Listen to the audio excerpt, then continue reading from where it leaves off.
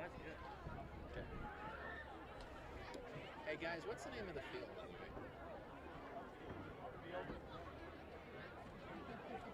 The Grape field? Is it called the Ted Miller Track and Field? Oh, I like that. I don't want to call it the Grape field. Like, I don't want to say that. Okay. Ted Miller? Yeah. Who is he?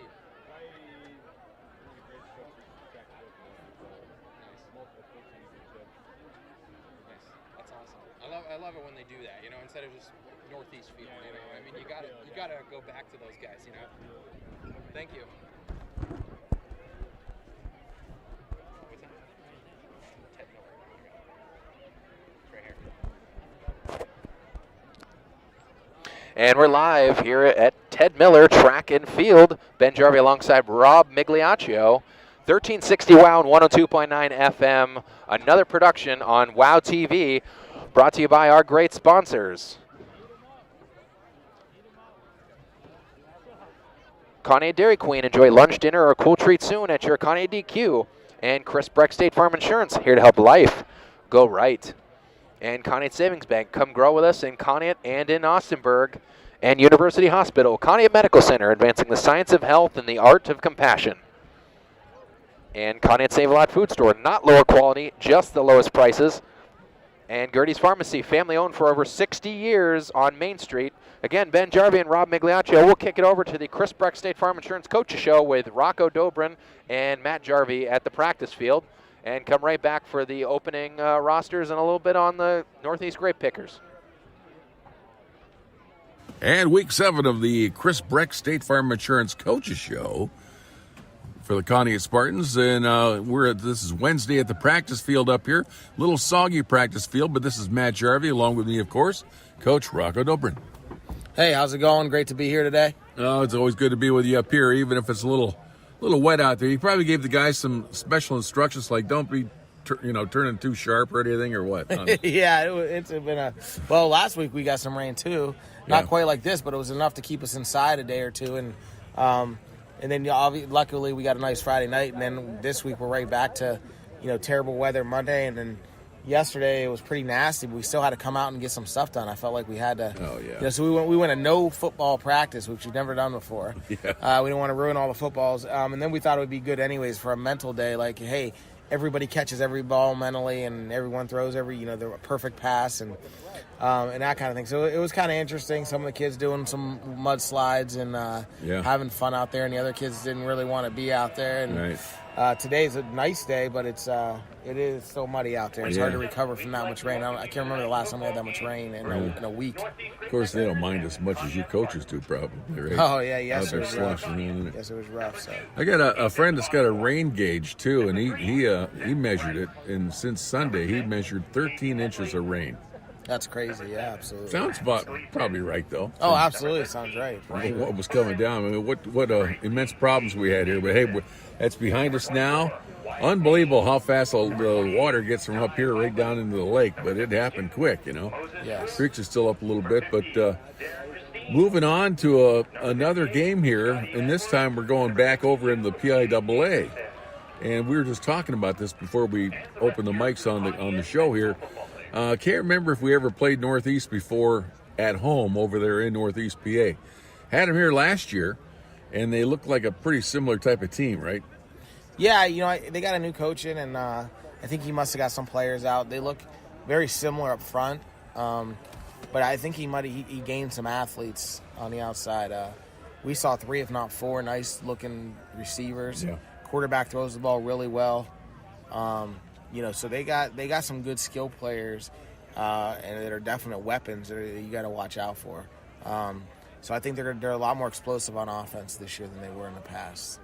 I think they're having a tough time, but of course they're playing some a little bit bigger schools like Fort LaBeouf and that. And I don't know, they haven't won a game this year. So in a way, between last week and this week, this kind of isn't reminiscent a little bit of a couple of years ago with Ryland, to where you went 9-1, and it still was a struggle to try to find a spot in the playoffs.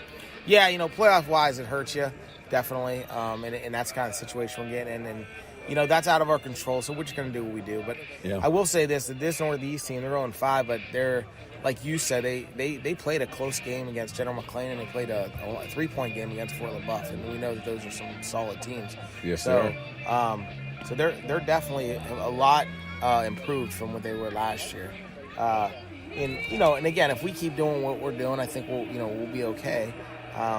But we're going to their home place. We got the bus ride, and all those little things. So our kids got to really focus and play their game, and I think we'll be okay if we do that. But that's a big if we do that, So they're the kind of team too. I think that in the past it looks like they're that way this year. They may not be loaded with a couple of big stars on the team that carry a lot of the load. They play together as a team. And they've always done that with basketball, too. I mean, the guys get out there and they play together as a team. Everybody's contributing, and there's not one guy to target, Absolutely. Try to shut down. Yes, that's exactly what we're looking at. And they have a very explosive receiver, number 7, and he's the guy that can score at any point. But then if you just focus on him, 14's caught a couple touchdowns, and number 10's probably their best catching receiver on the outside. 16's a young freshman, but they'll still throw it to him. You know what I mean? They'll still throw him hitches and stuff. So you got to cover everybody, and then if the quarterback gets loose, he's a good runner. He's not just a good thrower; he's a good runner. So those are things that and we're preparing for that. And if the kids come out and execute, they'll be okay. And then hopefully that's what they do. So. Yeah. I didn't bring it up last time, but I probably should have. But I don't know if you watched any of the replay of the game or not. Ben was talking about it. He was serious. He wanted to make you Dairy Queen player of the game. And it was due to your play calling. And that was against Rootstown. How you put that game together and was able to go against them and pull out that win was really something.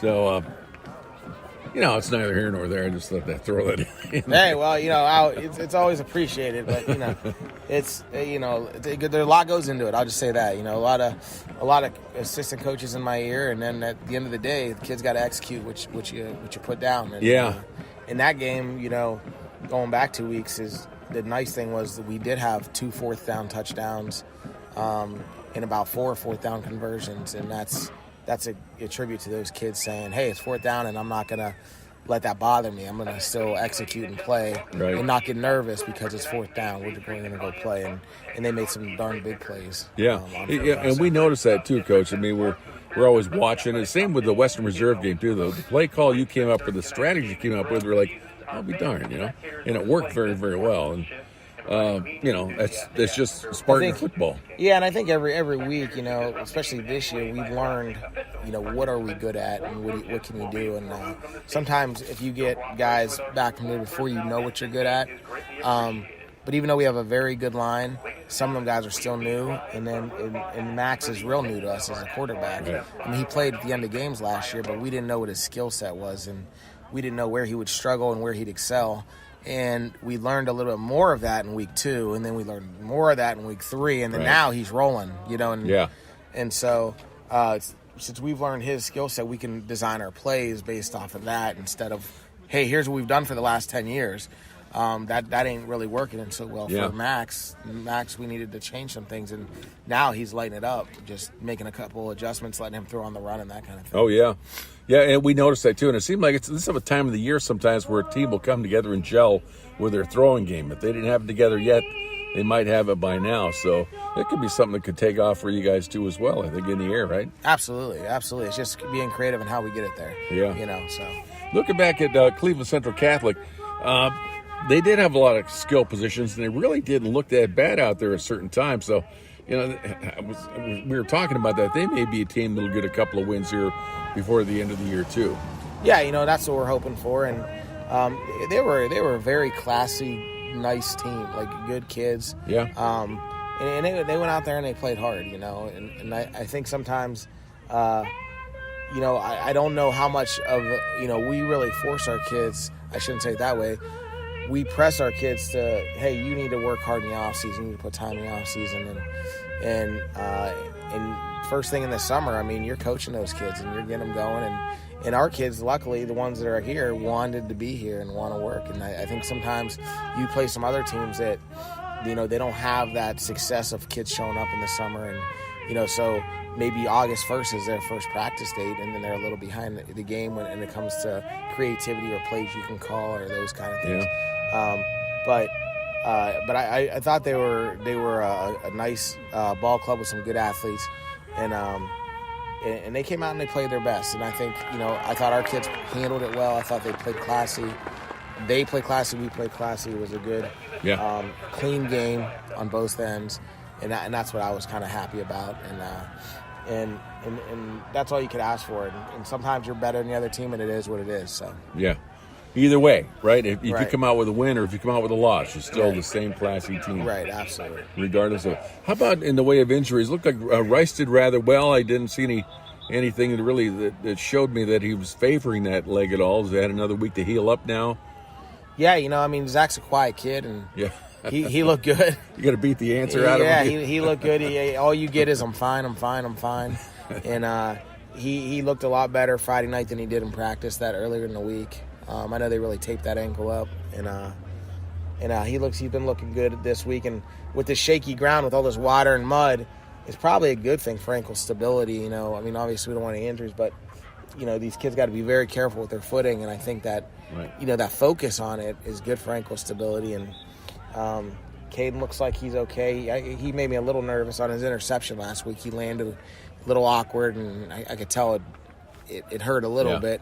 But he's I'm fine. I'm like, hey, we're up a couple touchdowns. You're sitting out. Right. Sometimes you got to force the issue with these kids. But I'm so happy that they want to play. They want Isn't that something? That's a great thing when you get kids that's so passionate about this game that they want to play through injuries and they want to play through and just show their toughness. Their physical toughness. And but he seemed to be pretty good out here. He seems to be doing a great job. So. And a knee is a totally different thing than an ankle. I mean, there's a lot to that. So absolutely. Good thing you watch out for him. That sounds great. Looks like the Spartan Nation barometer is working perfectly again, Coach. I mean, we always seem to have really good weather. And Friday night, the forecast right now is perfect weather. Yeah, I hope it keeps staying that way. If it's going to rain throughout the week, that's okay. We'll get mental days, but hopefully it's nice Friday nights, and we definitely like that. And it's been a good thing. So we'll have a little bit of a road stretch here, and right. But as long as the weather holds up, we'll be okay. Yeah, they're not calling for any rain at all between now and at least for the next week or so. So that's good. Let things dry out a little bit, a little sunshine on, and it'll be perfect for Friday night. Coach, wish you the best of luck against the Grape Pickers of Northeast. Hope you get a win. Thank you, sir. This has been another edition of the Chris Breck State Farm Insurance Coaches Show right here on WOW TV. And week 7 of the Chris Breck State Farm Insurance Coaches Show for the Conneaut Spartans. And this is Wednesday at the practice field up here. Little soggy practice field, but this is Matt Jarvie along with me, of course. And that's off the kickoff. That was Bryce Sperlin kicking again for Conneaut, and we got a Northeast Grape Picker down. On the return, that was kind of like a little lob kick, and it was picked up by the return man for Northeast. That is, not sure who's down on the ground, but I think it's number 51, Mikhail Albny, but I'm not sure who that was, but it's about at the 30-yard line.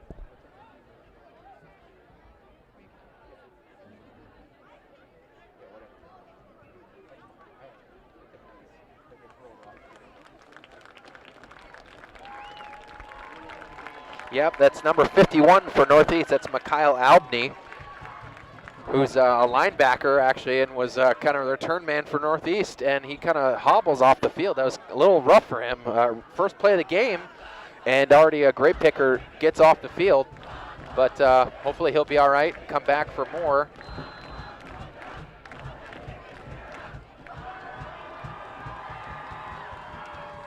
And it'll be first down Northeast at the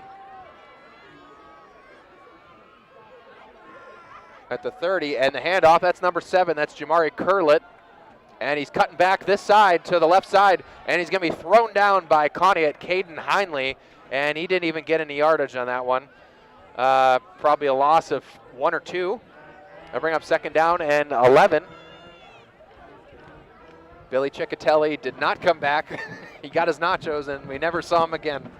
So I'm going to give him a hard time about that one. Yeah. Oh, yeah. Oh, yeah.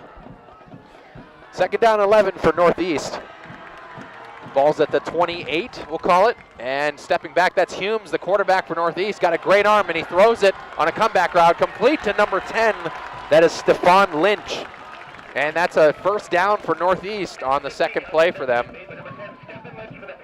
He's up past the 40, mark him at the 45-yard line.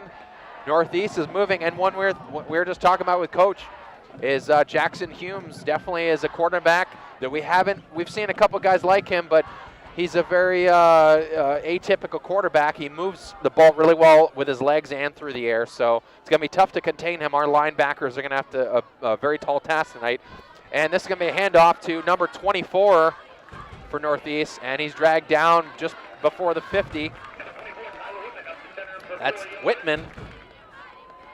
Yeah, Tyler Whitman, running back, senior, 5'11", and he's going to be pretty much carrying the ball for Northeast tonight with Demetrius Crosby out, he's a freshman running back who was really just lighting the world on fire this season before he got injured.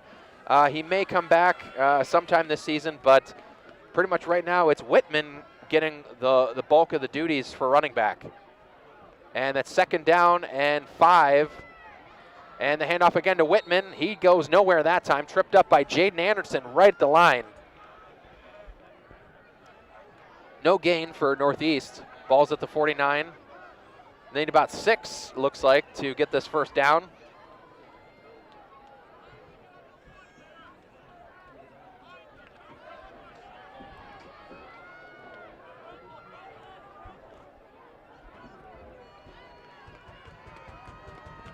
Third and 6, Northeast looking probably to throw 2 men wide left, 2 wide right, and Humes is going to throw it, and he finds his man wide open between the safety and the defensive back. That's number 18 for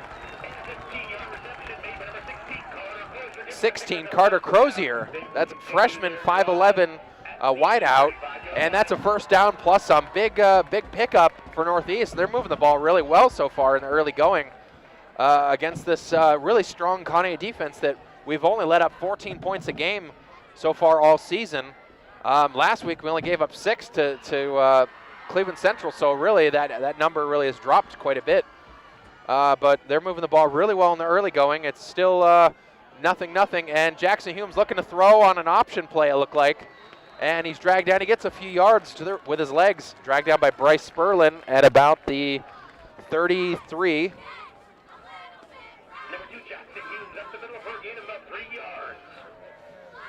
As we were kind of undecided on Northeast because they're 0-5 on the year, and so far they're moving the ball really well.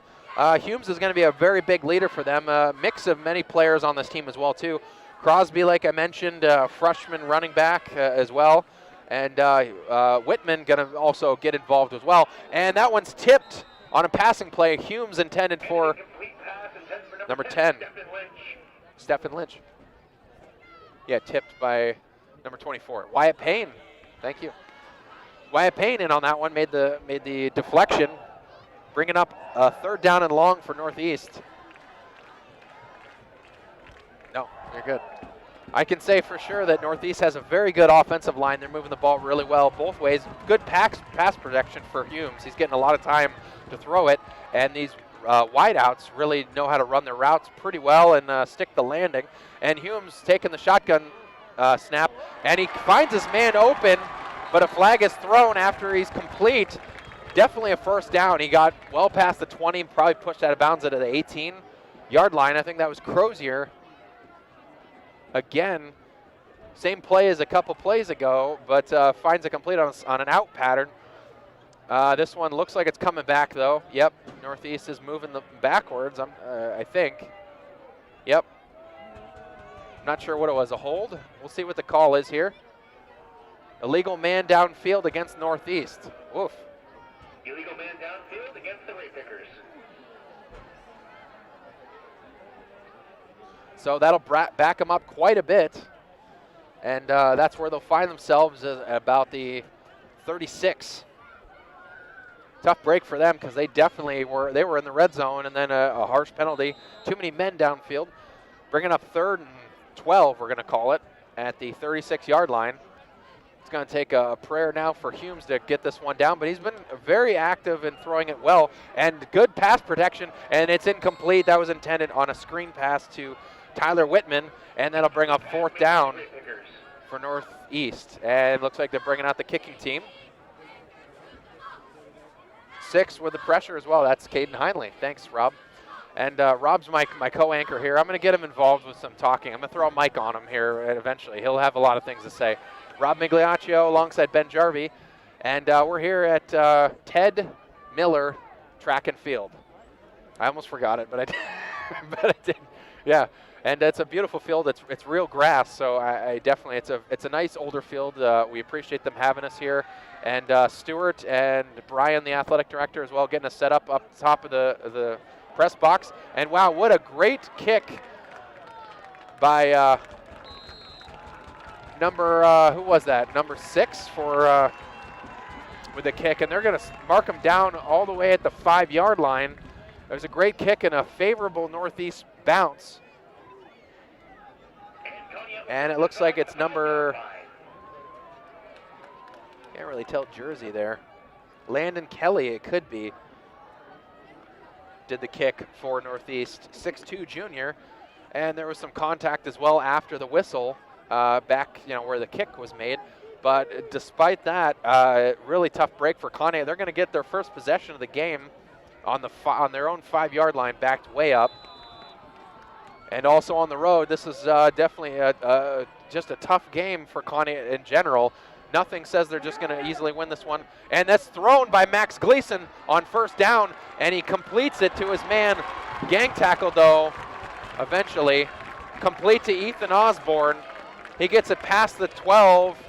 I think they're going to mark him with forward progress at about the 11-yard line on a slant pattern. Good throw by Max. Might have even given him like another yard or 2 on that one, but that's where they'll mark it after he was pushed back by a couple guys. Ethan Osborne with great presence of mind to hang on to that ball, with a couple guys lowering their shoulder and trying to hit him hard.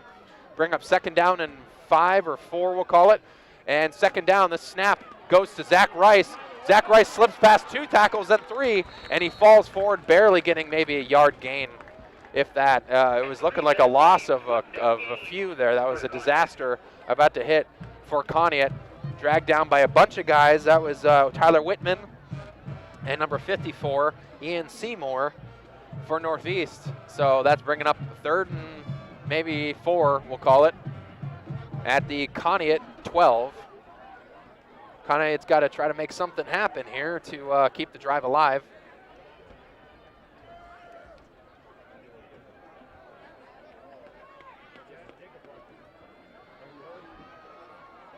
Still 5:11 left to go in the first quarter. Very early in this game, but we're already seeing a lot of challenges. And Max Gleason on the keeper. He's got room on the far sideline, and I think he got the 1st down. It's close. Max does get it based on the spot. They're going to mark it at about the 18-yard line, and that's a Conneaut Spartans 1st down. And that one brought to you by Chris Breck State Farm Insurance. Consider bundling your insurance coverage and saving money. Call 593-1191. Chris Breck State Farm Insurance, here to help life go right. And again, thank you for joining us at Ted Miller Stadium out in Northeast Pennsylvania, right on the border between Pennsylvania and New York. Not too far for Rob and I, actually. Rob lives only about 5 minutes west of here, and I live kind of on the other side of the county, but compared to you guys listening from home, kind of towards Conneaut and Ashtabula area, and even if you're kind of on the Pennsylvania side of things, it's still quite a journey to get all the way over here.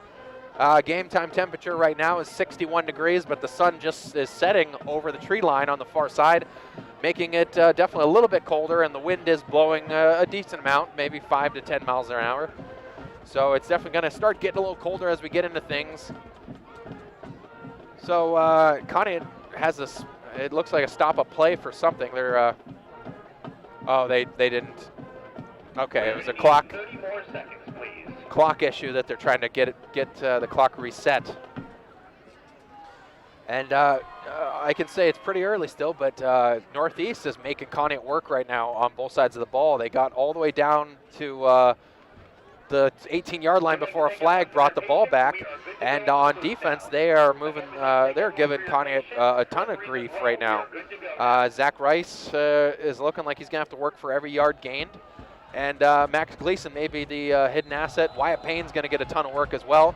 I will say, in the early going, Zach Rice does look pretty strong. The ankle doesn't seem to be bothering him too much.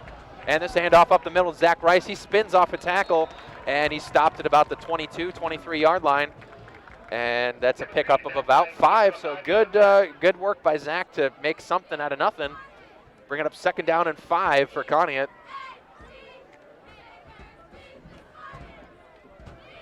Conneaut's offensive line, again, we know playing Rootstown as well, that game was won in the trenches for Conneaut offensively and defensively. And this one, same thing. Conneaut's going to have to work on the line, both sides of the ball, in order to create pressure against Jackson Humes on defense, and then offensively to create holes for Zach Rice, because Zach Rice is going to have to move the ball with success to win this game.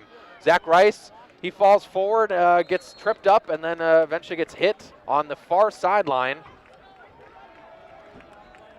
And it's definitely a few yards short. I'm not sure where they're marking it. Wow, they're actually saying he really didn't get any yardage, maybe 1. That holding call is called against Conneaut. Oh, a holding call against Conneaut. I didn't even see the flag thrown. It was on that far sideline. That's where the run went, to the left side. And it's a hold call, so it's backing up Conneaut even more. That makes it really tough for sure. But they will replay 2nd down. Making it 2nd and 15, we'll call it. They're all the way back at their own 15-yard line. Some people have been saying as well throughout PIAA news that Northeast could potentially get their first win tonight. They've struggled against quite a few teams, but they fought hard in every single one of them. So having a home game as well, I mean, this definitely is a winnable one for Northeast. But as dropping back to pass, Max Gleason had time to throw, but eventually hung on to the ball too long and is hit. No one was open downfield, and that drops him back even more. So that's all the way back at the 9-yard line now. That brings up 3rd down and 20, at least 20 to go. Tough 3rd down play for Conneaut, and you don't want to have to force this ball downfield in order to make a conversion here. I mean, you've got a good kicking game. You hate to be pinned too deep in your end zone, but you gotta count on what's been working for you so far. And under 3 minutes left to go, and it's going to be a handoff to Zach Rice. No, I'm sorry. Yes, it is Zach Rice. Zach Rice cutting up to the sideline. He gets maybe 3 or 4, but he's dragged down on the near sideline by number 1 for Northeast.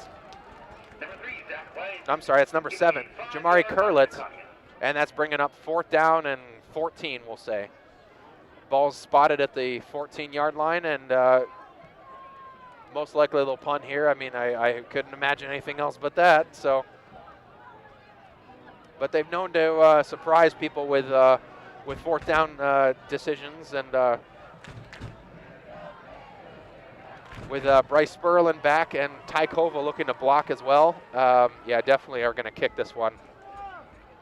And Bryce, oh, not a good kick at all, and he didn't get any steps into it. And that's a bad kick, and it goes out of bounds on this sideline, and it's out at about the 30-yard line. Not even, probably. Only a kick of maybe 15 yards. 23 they're going to mark it, so a 9-yard kick, unfortunately. Not good. It hit off of Bryce's right side of the foot, and it came towards us this way and went into the track.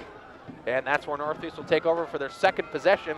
We will see how our red zone defense holds up. They were just at this spot of the field just a few moments ago, and that's where Northeast will take it back over. So some predictions as well from our studio. Matt Jarvie and some others. Spartans have some success in the air tonight, and combined with the running game, pull out a 27-20 win. A lot of people are saying it's going to be close. And for sure, as a breakout run on 1st down for Northeast, that was handed off. Number 11, Demetrius Crosby up the middle. Demetrius Crosby back in the game as well, the freshman running back. So they got him back in there, and he's running tonight.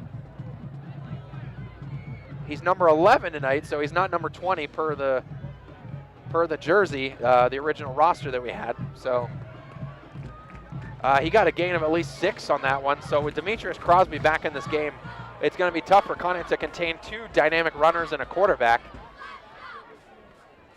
On 2nd and 4, that's Jackson Humes, and he's dragged down. Good pressure by Jaden Anderson and a couple other Spartans, Ty Koval, and a flag is thrown. Oh, good. Flag was thrown on the far sideline way after the whistle, after the play. So 2 guys for Conneaut and for Northeast were going at it. So I'm not sure what the call is going to be. Could be on both teams, maybe offsetting. It's against Northeast and against Conneaut, so offsetting penalties, which is fortunate because I was worried like you that it was just against Conneaut for initiating, but definitely a lot of contact going on. So this is very competitive. There's a bit of a dynamic rivalry already going on tonight, and so far you're just going to have to try your best to bottle up Northeast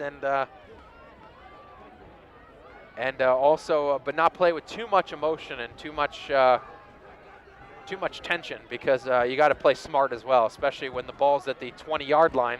And dropping back to pass on 3rd down, and he completes it. No, it's dropped.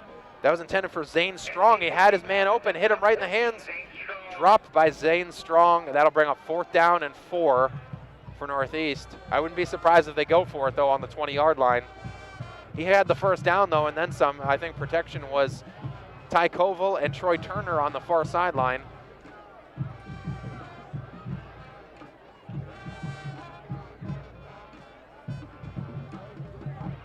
And you got 3 wide right and 1 wide left, and it's a passing play. Humes rolling out right, good pressure, and he finds Curlett, and I think it's complete and pushed out of bounds, and it's a 1st down for Northeast. And Jackson Humes made it look pretty easy. Jamari Curlett, definitely a thorn in Conneaut's side already.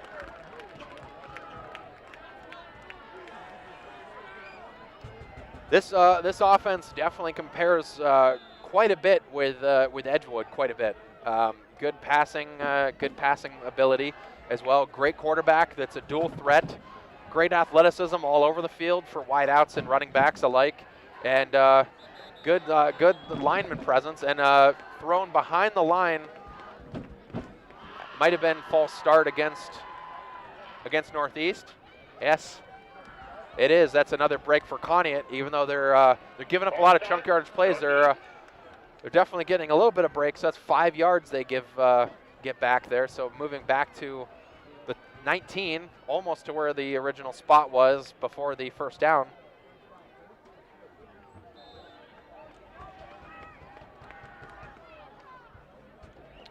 And the Grape Pickers, as we know, they're just a great team. 0-5 does not stand really too well. They played the Fort LaBeouf Bison very close last week and lost 24-21.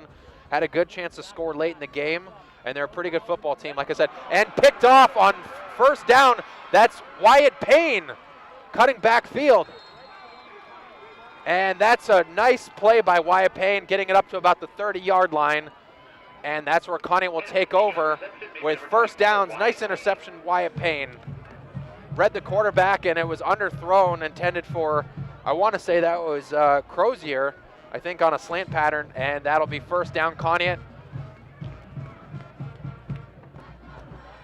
Wow, that was a very fortunate turn of events for Conneaut right there. With 45.8 left to go in the 1st quarter.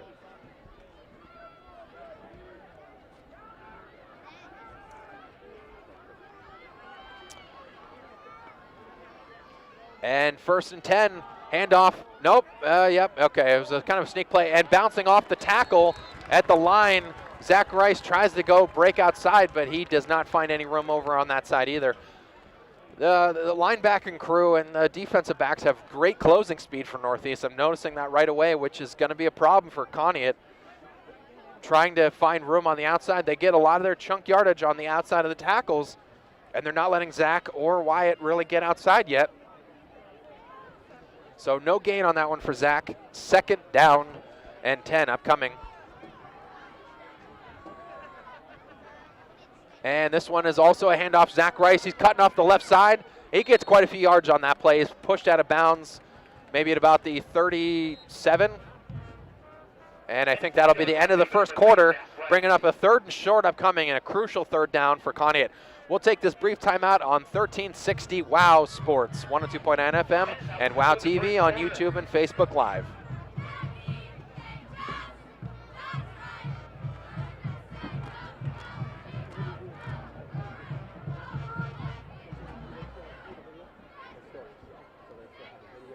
What how exciting this game is, you must be thinking to yourself, I'm getting hungry. Well, make your way down to the concession stand.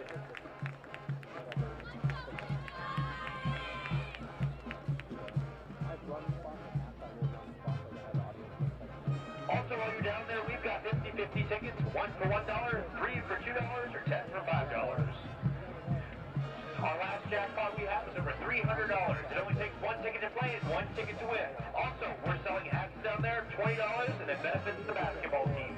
So head on down, get yourself a hat and a cookie, and enjoy the rest of this game with your Northeast Grape Pickers.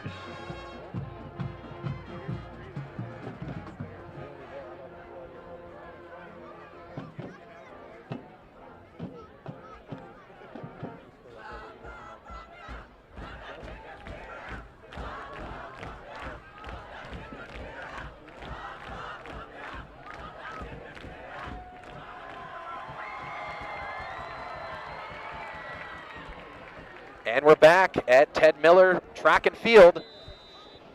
Northeast definitely putting a lot of pressure on Conneaut to get this 1st down. It's 3rd and 4, we'll call it, maybe even 5. And a crucial 3rd down. And another low snap. Max is rolling out right, and he's going to throw it up in the air. And he's looking for, I think that was Ethan Osborne, overthrown though. Really tight coverage. He wasn't going to find Ethan Osborne on that play, unfortunately. A well-designed play, but Northeast really read them out pretty well on that one. And that's going to bring a 4th down and 4, we'll call it. Want to also give a shout-out as well for that interception by Wyatt Payne. Want to say that interception brought to you by Gertie's Pharmacy, now in the 3rd generation of helping local families with all their health questions, concerns, medicines. Shop Gertie's Pharmacy on Main Street today. What's that? Tomorrow? I always say that. Shop today. Shop tomorrow. Shop this weekend. Yeah, you got to take your time and get to Gertie's because they're not even open. A good kick by Bryce Sperlin. That's a much better kick than the last one, and that one goes out of bounds past the 30-yard line. And that's where Northeast will take over on downs, but a nice good kick by Bryce to get them out of their territory. And at least you got your defense to rely on. Conneaut's defense has been really stout all season. Northeast, so, has got a ton of weapons, and with Demetrius, it's Demetrius Crosby. With Demetrius Crosby back in the game, it's definitely going to be tough for Conneaut to bottle up this team completely. Jackson Humes looks like the real deal as well at quarterback. He's fast. He's got a pretty strong arm. He's very aware of what's going on in the field. He threw that interception, but I mean, he seems like he knows where his receivers are supposed to be at all times. He might have underthrown the ball a little bit. And screen pass, and he finds Curlett, and Curlett fumbles the ball. I think it was a fumble. Does roll out of bounds, though, unless they call it incomplete. No, it's...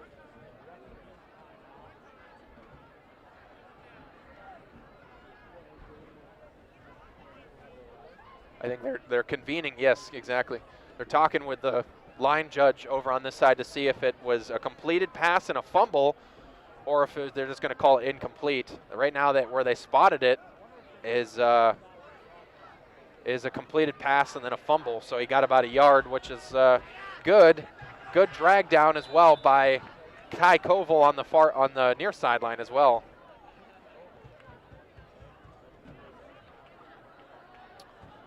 So a completed pass and a fumble, but Curlett kind of fell on it, and it also rolled out of bounds anyway. So 2nd down and long, about 9 to go, and a snap on a screen pass finds Whitman, on the move, and a nice catch by Whitman as well to kind of reach behind him. It was thrown behind Whitman, and a 9-yard pickup for Whitman on the screen pass.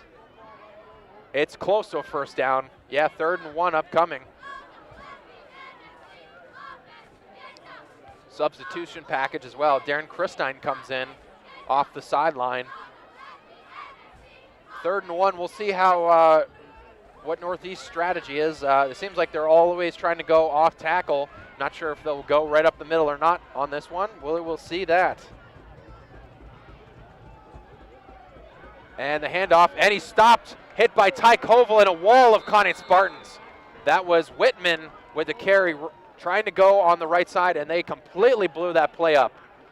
He lost at least 4 yards on that one, bringing up 4th and 5. Good play by Jaden Anderson, Ty Koval, and the whole front 7 for Conneaut to completely blow that one up.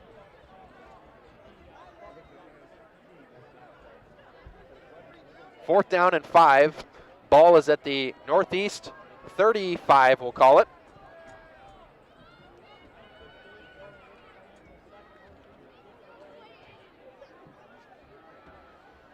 And they look like they're in punt formation, so we'll see if there's a, and it's a kick, and it's a pretty good line drive kick, and it's fielded by Caden Heinley, and he's hit after a couple-yard return, and that's where Conneaut will get it. They'll get it about their 35, so it went from the 35 to the 35. Conneaut forced a nice 3rd down drive, and on 3rd down this year, this defense has been money in the bank. It's Conneaut has really converted it really well, and it always stems from a lot of pressure from Jaden Anderson, Dylan Phillip, those defensive linemen, Darren Christine, and then Ty Koval being the maniac that he is, covering sideline to sideline to force that, to get that huge tackle for loss to lose 4 yards and force the punt. On 1st down, Max is going to keep it himself on the play action. Looked like to Zach Rice. They bought it for a little bit, but took a little while to develop. That'll bring up 2nd down and 8, maybe about 2-yard pickup for Max.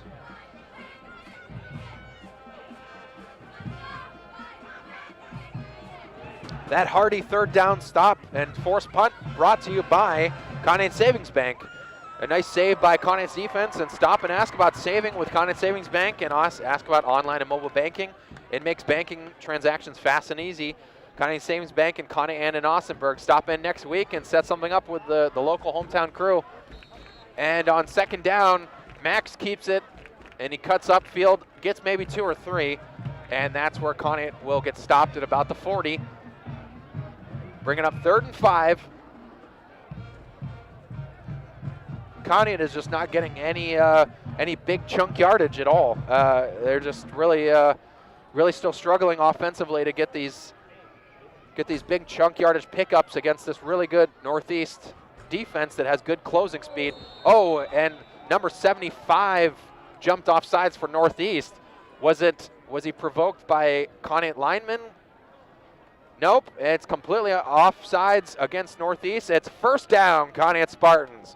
That 1st down brought to you by University Hospital, Conneaut Medical Center. We missed the Conneaut Medical Center broadcast booth, but it's nice to be in Northeast and have a little change of scenery as well. University Hospital Center celebrating 100 years of advancing the science of health and the art of compassion. And 1st down and 10, Zach Rice cutting up midfield, and he jukes one guy, and a flag's thrown, but oh man, Zach Rice got a huge chunk yardage play. Flags thrown after the fact, holding against Conneaut. It was too good to be true. But Zach Rice picked up 15 yards easy on that play, and juked out 2 different defenders for Northeast. And this one's coming back. So it'll bring up 1st and wherever the spot of the flag was, and then -5, I think.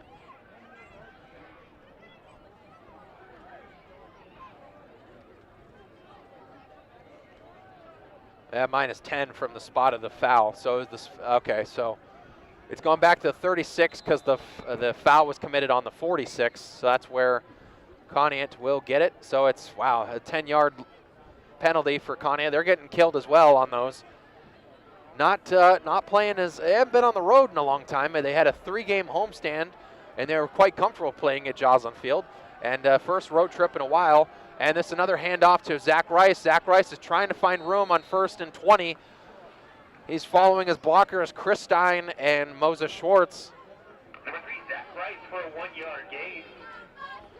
Yep, about 1 or 2 on that one for Zach Rice. It didn't look like there was much developing behind the two linemen for Conneaut. 2nd and 17, we'll call it. 2nd and 18.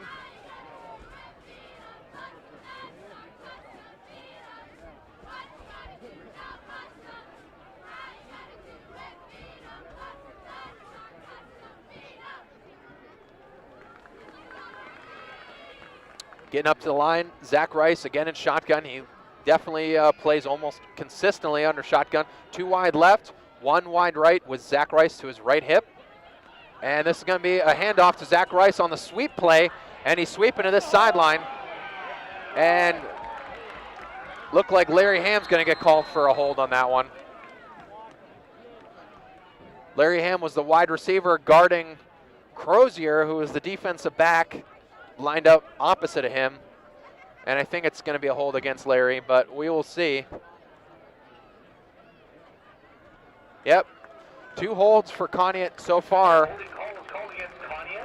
Not getting a ton of breaks at all. They're not giving themselves breaks, and they're not getting any against the referees. So they got to play a little bit smarter.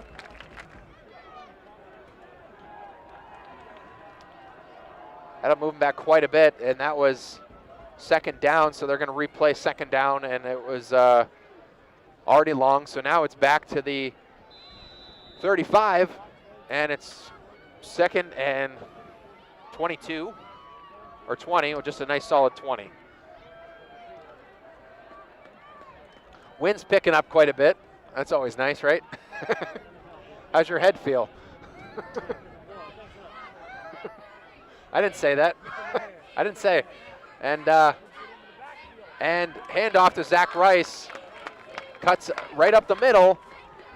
Number 3, Zach Rice, up the middle for about a 2-yard gain. 2-yard gain, not much going for Zach on that one. Bringing up a long 3rd down coming up for Conneaut. Not looking too great for them on this drive.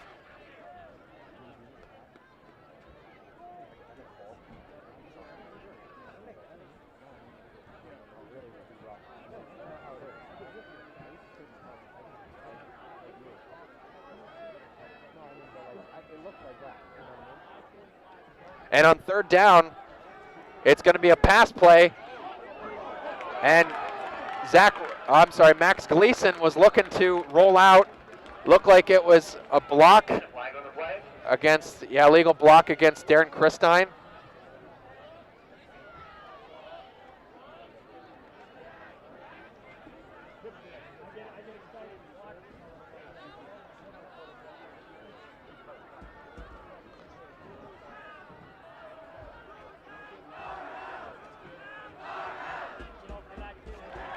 And it's not looking too good. 3 penalties for Conneaut so far on this drive. So not sure if they'll accept that or they'll just they'll probably just back them up and replay the down. No. Okay, so they're just gonna just.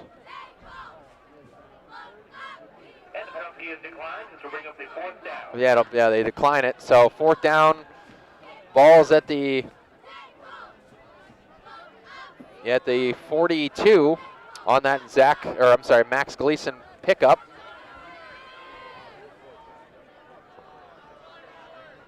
Fourth down upcoming, so we will kick the ball, and the referee still got to pick up the flag.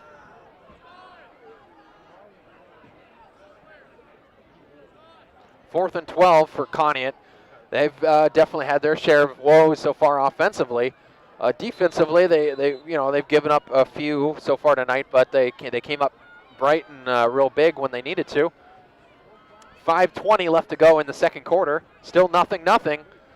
And Bryce with a nice strong kick down Main Street, and it's kicked to about the 18-yard line, and that's where number 14 for Northeast gets it.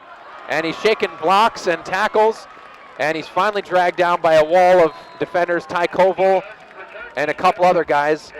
His number 14, that's Zane Strong, the return man for Northeast. And he gets it all the way from the 18 to about the 35.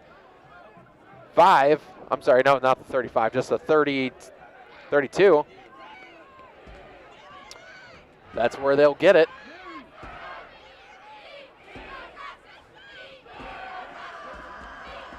Of course, thank you for joining us as well. Ben Jarvie alongside my cameraman, Robert Migliaccio.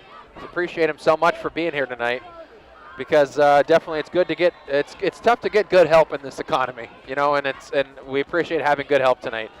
So first down Northeast at the 32, and the handoff up the middle. That was Demetrius Crosby with the carry. Gets no gain on that one, might have even lost one. What? Yeah, maybe a half a yard, they're marking it. Second down and 10 still. But good closure by the defensive line for Conneaut.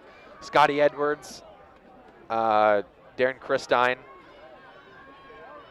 and Jaden Anderson. So they're going with a 3-4, and good blitz, and downfield. And it looked like it was not catchable. It was out of bounds anyway, but intended for Carter Crozier. It was pretty much thrown out of bounds along the sideline.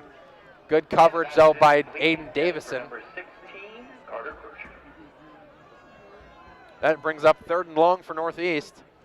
But Jackson Humes has got a really good arm, though. I can just tell. He just throws a tight spiral, and he throws downfield pretty accurately. I mean, you don't see a lot of his balls in question. I mean, he's got a pick already so far early in the game, but as far as his arm strength and his targeting ability, he's, you know, from mid-range, it's very good. So close range and mid-range are very strong for him. 3rd and long.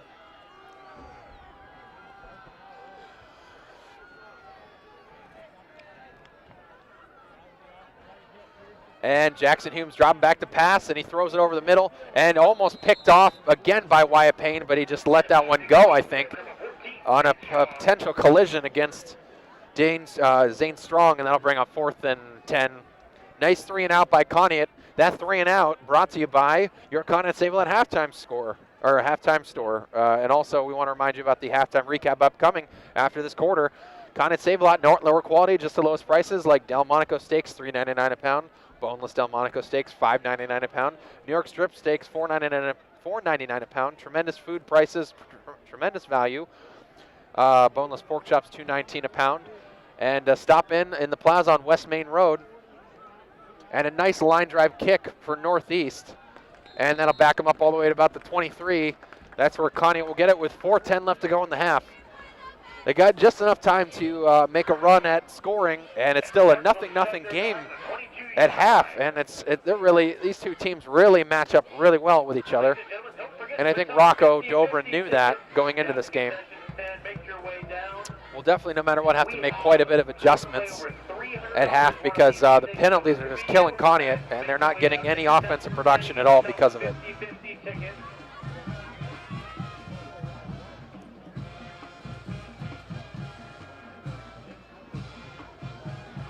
As far as we already talked a little bit about my prediction, or Matt Jarvie's predictions, and some others. A lot of people did predict Northeast to get their first win tonight, so it's definitely looking like it's possible.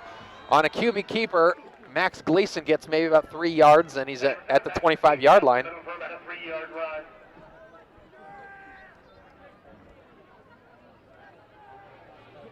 Max, good acceleration as well, and that's what you love having with him. Great acceleration.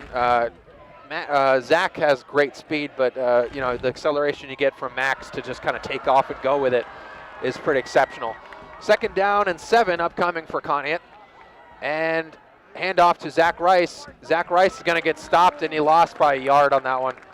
Great closing by the linebacker for Northeast, number 24, Tyler Whitman, who's also the one of the running backs as well. Tyler Whitman playing really well tonight. for Northeast, both sides of the ball. Defensively, he's causing a lot of problems and wreaking havoc for Conneaut. That's 3rd down and 9 upcoming.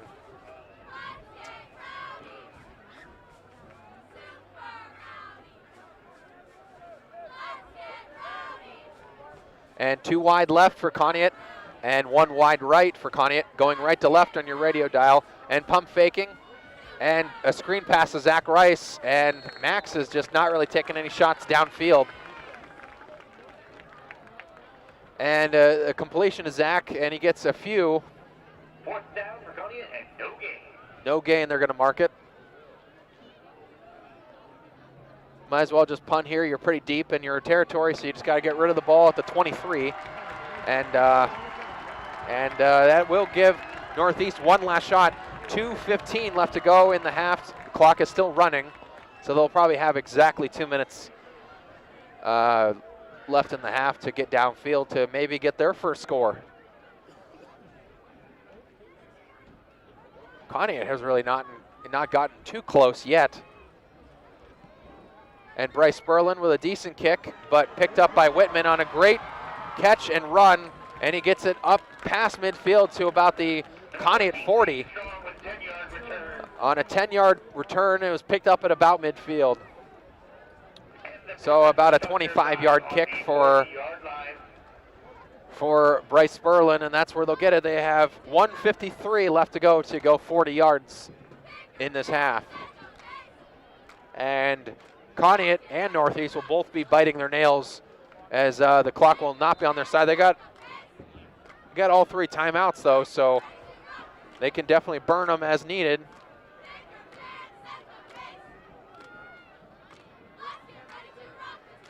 And from shotgun, Jackson Humes, he's going to option it back to Whitman. Whitman finds some room, but he's hit hard by Ty Koval. He gets maybe a 2-yard gain, if that, bringing up 2nd and 8, Northeast.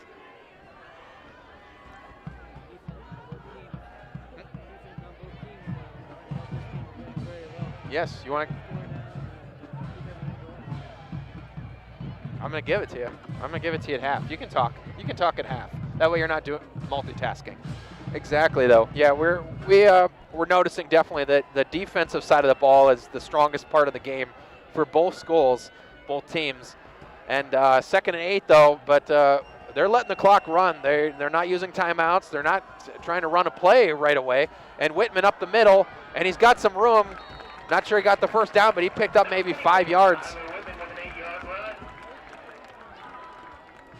8 yards. I think that's a little generous, you know. I think it was about 5 or 6. But that'll timeout called by Northeast. 3rd and 2 upcoming. So this is a big deal for Northeast. They could get the first down, call timeout, and then take some shots downfield. What they want to do, you need to take some time and make your way down to the concession stand. We've got pepperoni balls, we've got cookies. This timeout, as well as reminding about the halftime recap, brought to you by Conneaut Save-A-Lot Food Store. Not lower quality, just the lowest prices. As I mentioned just a bit ago, T-bone steaks $3.99 a pound. Boneless Delmonico $5.99 a pound. New York strips are just $4.99 a pound this whole weekend. Tremendous food prices like boneless pork chops $2.19 a pound. Boneless pork tenderloin $1.99 a pound at your Conneaut Save-A-Lot Food Store in the plaza. Not lower quality, just the lowest prices. We'd like to also make a special announcement and wish Avery Kunstler. And of course, we want to thank Chris Breck State Farm for hosting the coaches show that we just listened to. We'll replay it again at half after the recap, the halftime recap. But really a strong coaches show. But of course, as we mentioned, Rocco mentioned several times that despite the record of 0-5, Northeast has a good group of guys. Oh man, and looks like Conneaut jumped off sides. It's going to be another penalty against Conneaut, and encroachment. Yeah, Scotty Edwards. That'll give Northeast first down. Moving them up a little bit. They still only got 50.3 left to go, but the ball is now at the 27-yard line.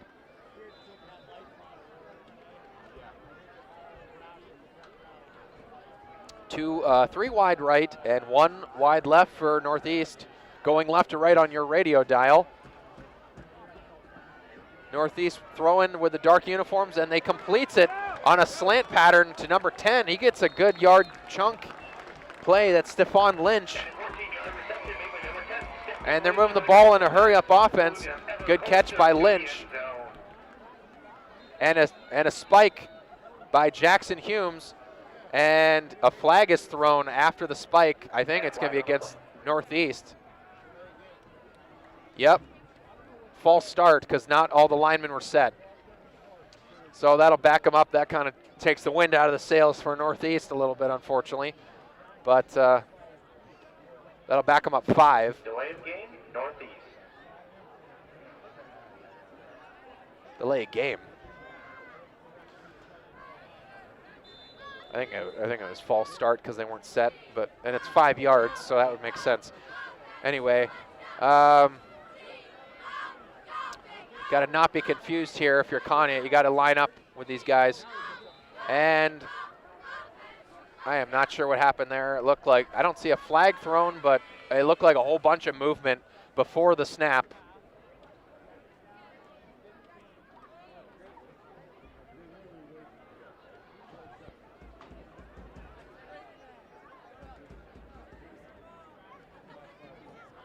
Okay, there's no flag. So I'm beside myself. Yeah, 29.2 left to go for Northeast. The ball's at the 20. It's second and 15 rather. And second down, Jackson Humes dropping back to pass. He's got a nice thrown ball, but it's almost picked off. Actually, it is picked off. Out of bounds. But Zach Rice did catch it, though, in coverage. It was 2-on-1 against Crozier. It was Aiden Davison and Zach Rice in coverage. Yeah, exactly. One in front and one behind, just like Rob said. And there was no way that Jackson Humes was getting the ball in there. So bringing up third down and 15, 22.4. They're going to have 2 more shots at the end zone. That's pretty much all they're going to take. They're going to pretty much pass it exclusively from this distance. And third down, and Jackson Humes throwing it. Wow, he completes the pass intended for Stephon Lynch, and the catch is at about the 10-yard line. Yep, and timeout called. But great catching ability by these wideouts for Northeast, and great passing as well by Humes. So you're on the 10-yard line, and you got one more play left to go. You're on the 10, and there's 10 seconds left. So, but you only got one play, so because that was not a first down.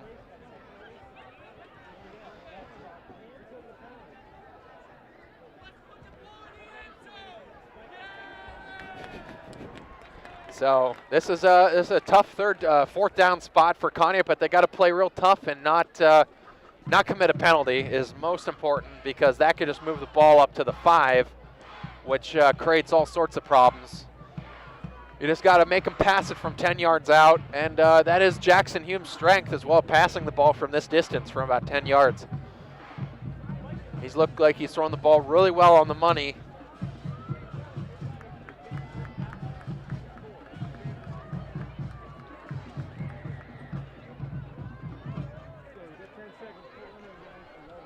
And 10.3 left to go. This is the final play of the half, most likely. And he's throwing it to his guy, and it's incomplete. He overthrew Stephon Lynch, it looks like.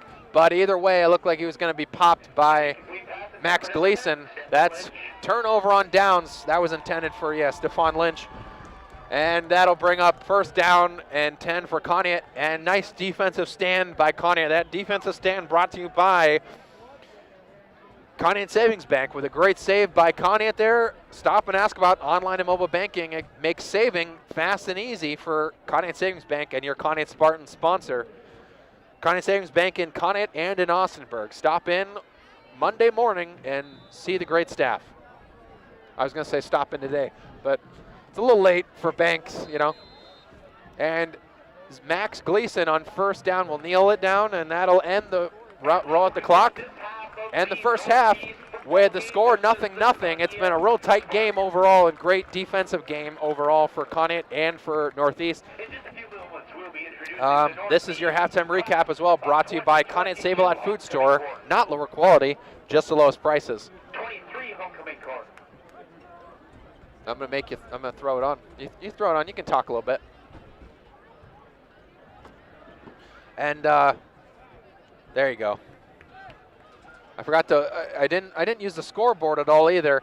So I forgot to move up the periods or the quarters. So it's actually the halftime right now. But 0-0 is correct if you're watching us on YouTube. That's the correct score as well too. We're at Ted Miller Stadium. It's that way. Yep. Hey, how's it going? Not too bad, Ben. Good evening. Yeah, Robert Migliaccio, my wingman here, also running the camera as well at halftime. This is the halftime recap brought to you by Conneaut Sable Food Store. Not lower quality, just the lowest prices. So overall, I mean, you've been watching as well as me. I mean, just what are you seeing out there? I mean, it's just been a tough game overall. I mean, two teams really battling really well. They look like they're really evenly matched. Would you kind of say that? Yeah, I think they are. The defense on both sides are doing very well. And if you look back to Conneaut's games the last few weeks that I have tuned in and watched you on YouTube and listened at the same time. Thank you. That's one thing that they scored quite a bit, so the offense was great. And I think the defense of the other teams weren't as big as Northeast maybe here. The size of their guys might, right on the line there. Yep. Along with Conneaut, though, they're doing very well. I think what's hurting them right now is the penalties. The penalties, yep. They take a shot down the field or get a good run, and the penalty, brings them right back. So Exactly. No, good point. Yeah, great point there. You've never done this before, and that's great points you made. Exactly.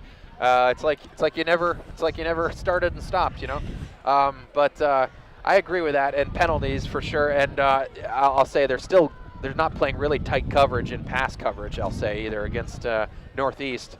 I mean, if not for any penalties at all, I think Northeast might have scored. They got a couple penalties as well. They got called for that false start. They're trying to spike the ball. I don't think their linemen were set up right, and they got moved back 5 yards. And if that didn't happen, you might have get the ball in the end zone. You never know. Yeah, and that last pass was very close to right by the end zone. They overthrew it.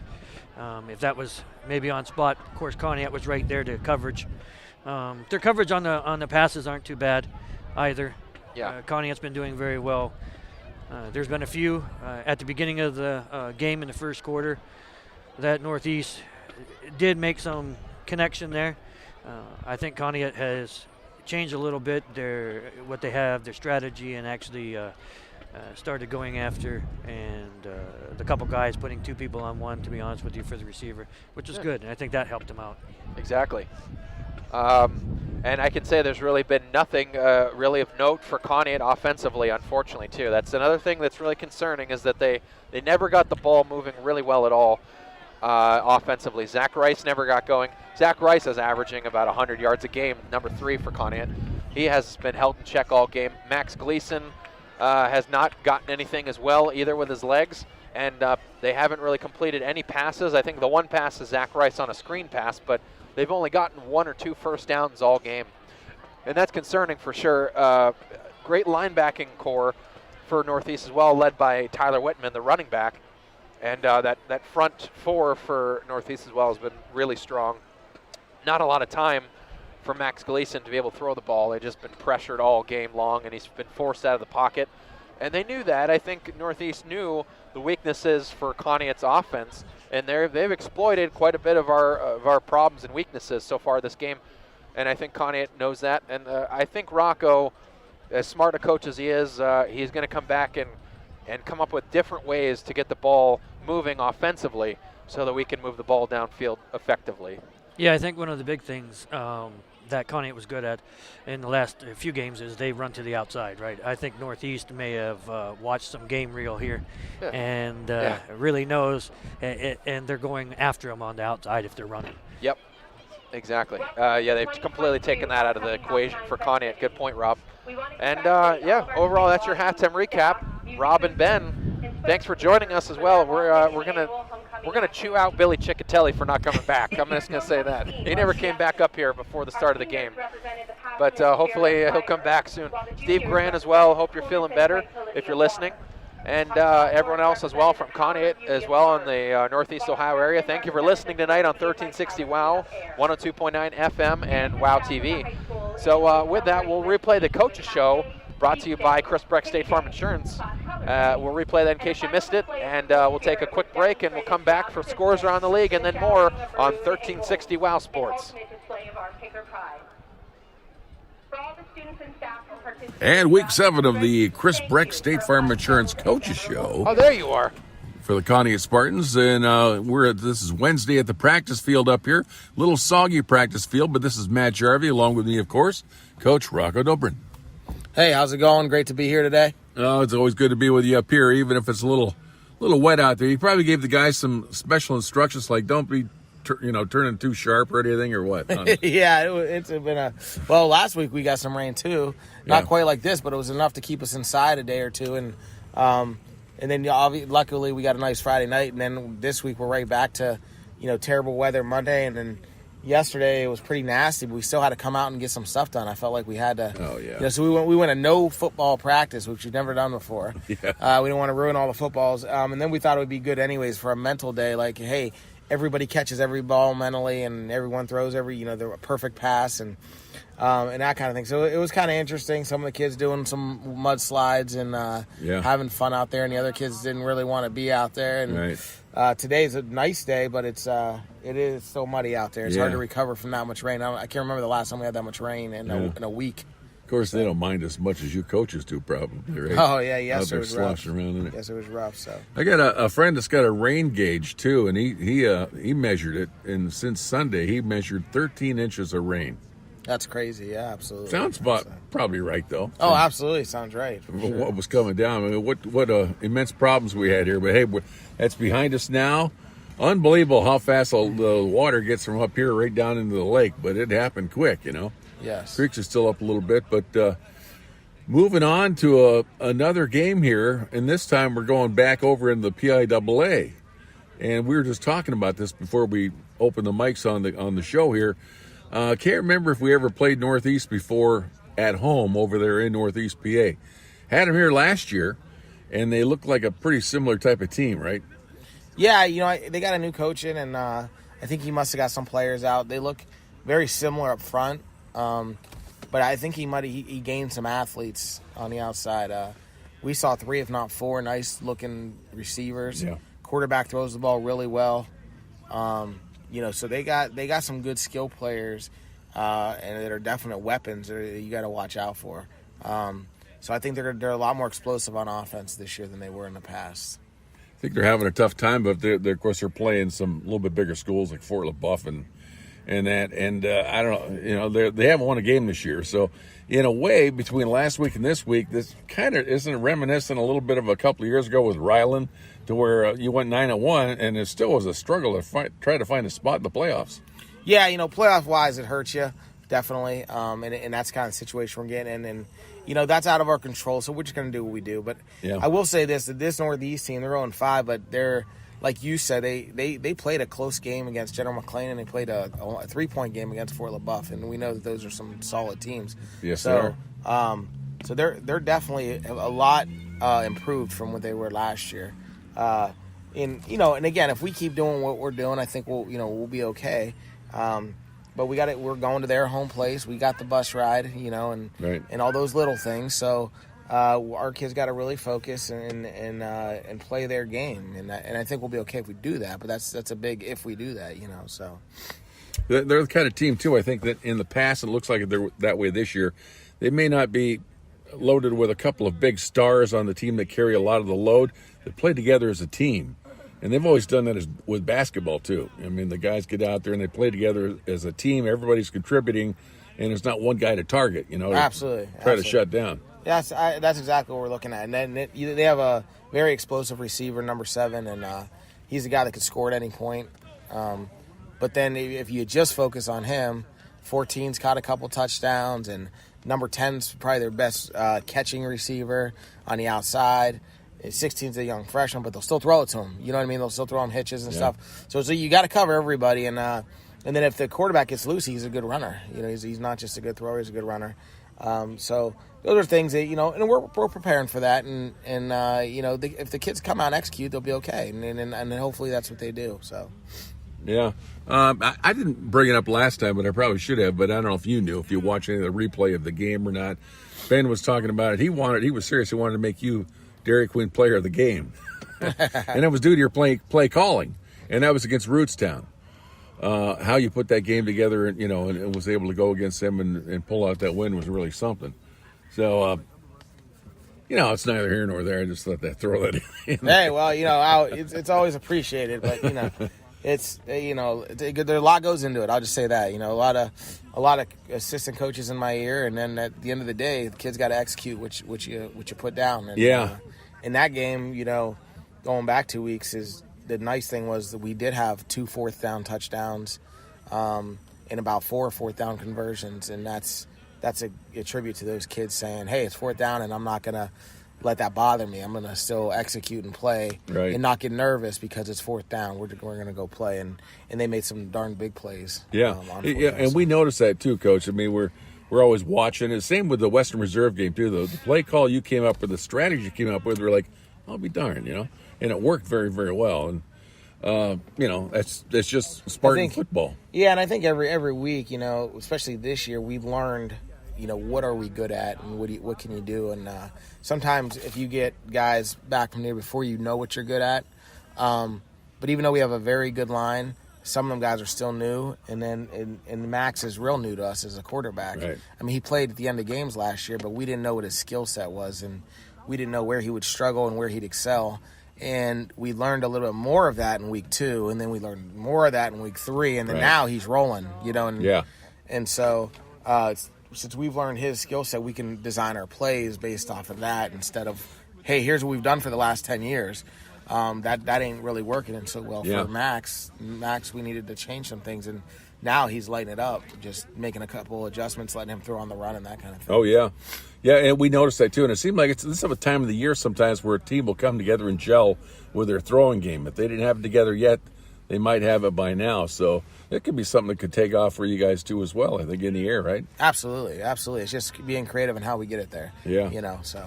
Looking back at Cleveland Central Catholic, they did have a lot of skill positions, and they really didn't look that bad out there at certain times. So, we were talking about that. They may be a team that'll get a couple of wins here before the end of the year too. Yeah, that's what we're hoping for. And they were a very classy, nice team, like good kids. Yeah. And they went out there and they played hard, and I think sometimes, I don't know how much of, we really force our kids. I shouldn't say it that way. We press our kids to, hey, you need to work hard in the off season. You need to put time in the off season. And first thing in the summer, I mean, you're coaching those kids and you're getting them going. And our kids, luckily, the ones that are here, wanted to be here and want to work. And I think sometimes you play some other teams that, they don't have that success of kids showing up in the summer. And, so maybe August 1st is their first practice date, and then they're a little behind the game when it comes to creativity or plays you can call or those kind of things.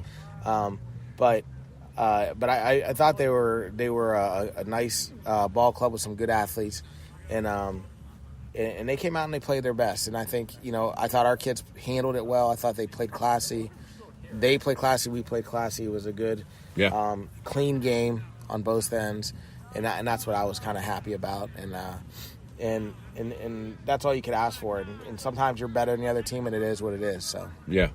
Either way, right? If you come out with a win or if you come out with a loss, you're still the same classy team. Right, absolutely. Regardless of it. How about in the way of injuries? Looked like Rice did rather well. I didn't see anything that really that showed me that he was favoring that leg at all. Has had another week to heal up now?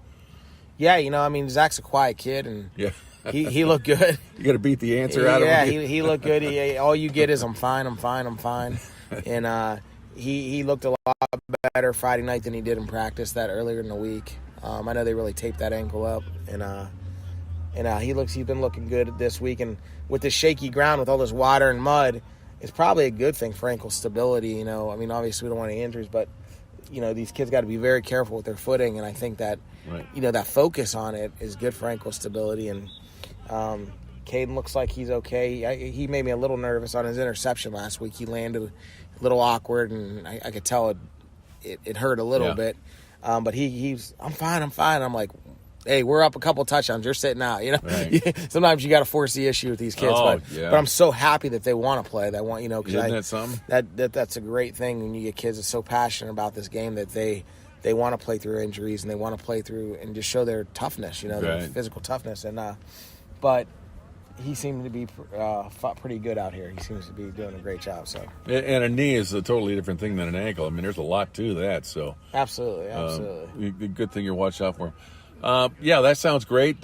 Looks like the Spartan Nation barometer is working perfectly again, Coach. I mean, we always seem to have really good weather, and Friday night, the forecast right now is perfect weather. Yeah, I hope it keeps staying that way. If it's going to rain throughout the week, that's okay. We'll get mental days, but hopefully it's nice Friday nights, and we definitely like that, and it's been a good thing. So we'll have a little bit of a road stretch here, and right. But as long as the weather holds up, we'll be okay. Yeah, they're not calling for any rain at all between now and at least for the next week or so. So that's good. Let things dry out a little bit, a little sunshine on, and it'll be perfect for Friday night. Coach, wish you the best of luck against the Grape Pickers of Northeast. Hope you get a win. Thank you, sir. This has been another edition of the Chris Breck State Farm Insurance Coaches Show right here on WOW TV. And Week 7.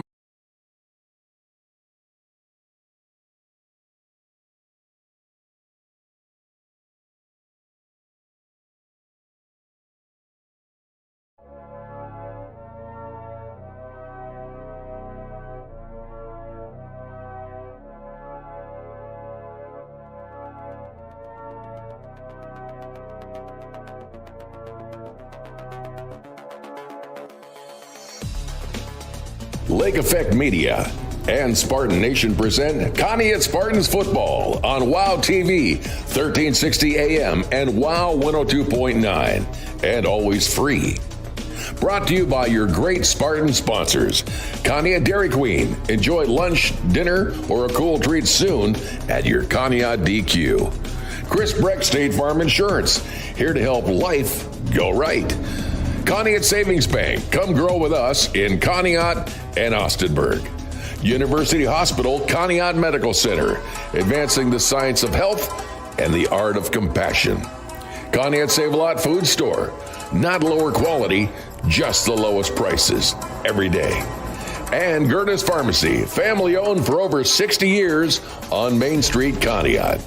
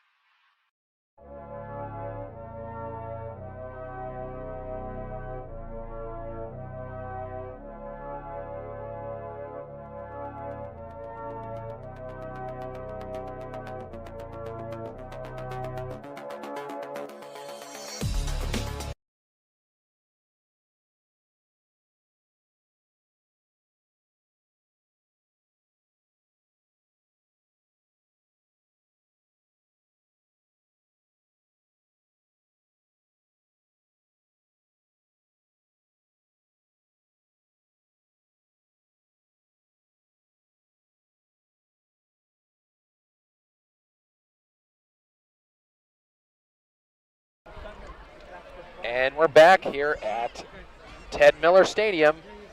And coming out of the break, thank you for joining us as well. Again, Ben Jarvie and Rob Migliaccio and Billy Ciccatelli hanging out on top of the press box. It's a little windy now.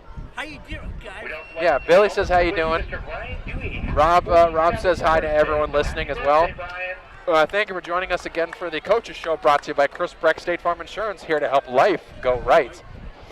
And thank you for joining us as well for the Conneaut Save-A-Lot halftime recap just a bit ago.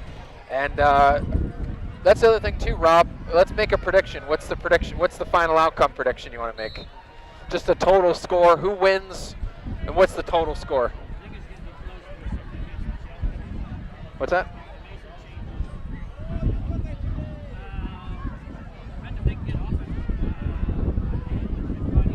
Yeah. Yep. Definitely need to get their offense going. You can hear the wind whipping quite a bit.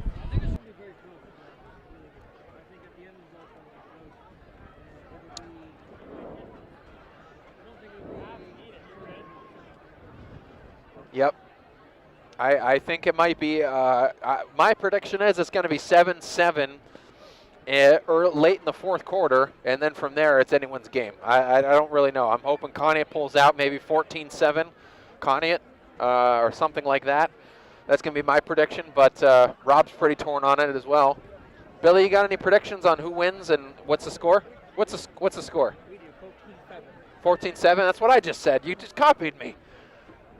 So anyway, 14-7 Conneaut. Billy and I are in unison here. Rob pretty much has echoed the same thing. So anyway, thank you for joining us as well too. And it's a beautiful night. Pretty cold, but beautiful. And some scores around the league, as we always like to update you on that kind of stuff. Perry's tied with Kirkland. That's the game of the week tonight. 8-8. Perry and Kirkland. Yeah, give me some more scores, Billy. Struthers leads Jefferson 27-7 at half. Medina leads Menor 28-21. Geneva way up on Edgewood 34-0. I'm sorry. Geneva over Edgewood 34-8 at half. Yeah. And Sharpsville ahead of Sharon 21-14. Cathedral Prep is up on McDowell 7-0 at half. Kenston over Madison 35-0 at half. No big surprise there. JFK is ahead of Rootstown 8-0. All games obviously at half, as I mentioned. Pymatuning leads Wyndham 46-6 at the half. Pymatuning is winning 46-6. Cuyahoga Heights 21-0 over Brooklyn. Okay. Give me Edgewood and give me Edgewood. Oh yeah, we just did that. Never mind. Okay, how about Western Reserve, one of the teams we played? Western. Slippery Rock is ahead of Hickory at the half, 20-13. Yep, McDonald is beating Western Reserve tonight, 13-7 at half. How about Corey? Corry. He wants to know too. Kirkland just scored at the end of the second quarter, so that was just a bit ago, and they have the lead on Perry 15-8. Oh, Fairview over Corey 24-7. That's their woes for Corey continue, unfortunately. Fairview's pretty good too. Me too.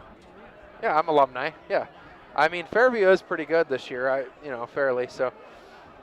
Mayfield over South 21-17 at half. A lot of games, of course, too, are scoreless so far. Cardinal Mooney is ahead of Brush 28-7. Oh, JFK just extended their lead 14-0 over Rootstown.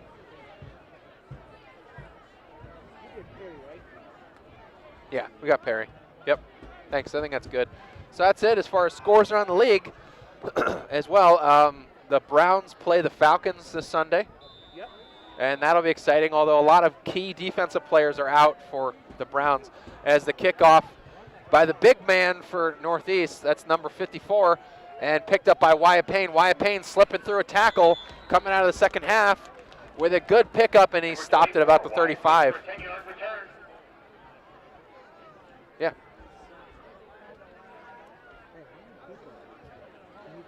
Yeah.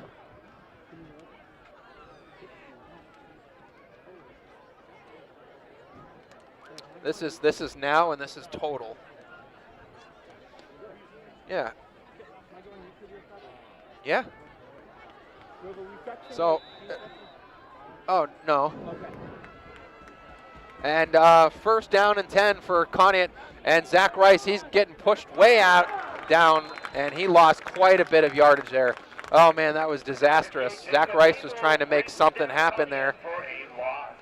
And he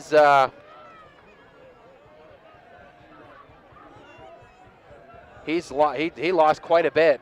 So that was over a 10-yard loss. He backed them all up from the 35 to the 24. So, yeah, 11-yard loss. That's horrible. Bringing up 2nd down and 20. Conneaut still really looking for answers here in the second half. And Zach's going to throw it, and he's got no one there. And it looked like it was incomplete, maybe bobbled, but it was nearly picked off. Yeah, they're trying to find rhythm to get it there, and it's going to be incomplete. They said that he bobbled it, but that was nearly picked off by number 7 for Edgewood. That's Jamari Curlett in coverage, bringing up 3rd down and long for Conneaut. They're still looking for answers. And it's good definitely to work these kinks out offensively as well. Got to come up with something. Hey, you can sit there. No, I'm telling you.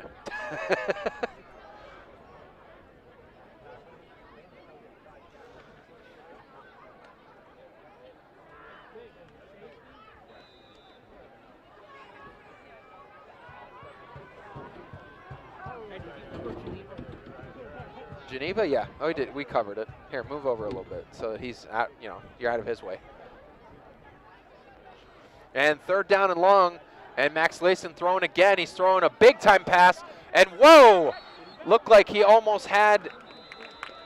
Who was it? Incomplete. It was bobbled and then fell out of bounds. Intended for. That might have been Troy Turner. I'm still looking for the jersey number. I think it's Troy Turner, and yeah, going deep. Yep, it was. So that's incomplete, and it'll bring up 4th down and long. Bringing out the punting team for Conneaut. That was a very bad 3 and out for Conneaut to start the half. Not good at all, Billy.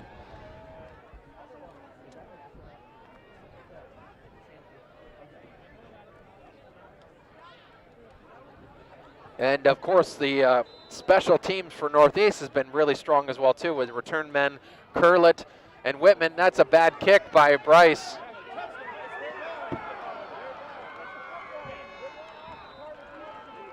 And did it touch Northeast's leg?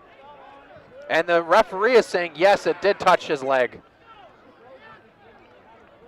Which meant it was a live ball, and Larry Ham fell on it. Yep, it's Northeast. Yep, Conneaut Spartans ball. It hit the leg of the Northeast player, and Larry Ham had the state of mind to fall on it. And Conneaut had a bad kick that ended up working out in their favor. It was about a 20-yard kick, but hit off of the leg, I think, of Crozier. I'm not sure on that one. And I don't think they were aware that it was a live ball and they needed to pick it up. So 1st down and 10. They moved the ball up quite a bit. It's like probably their best field position so far. And the handoff to Zach Rice. He doesn't get much. Probably lost a couple again. They're not getting anything for so far offensively. And the flag's thrown back in the backfield after the play. Ooh, there you go. You got it. Good call.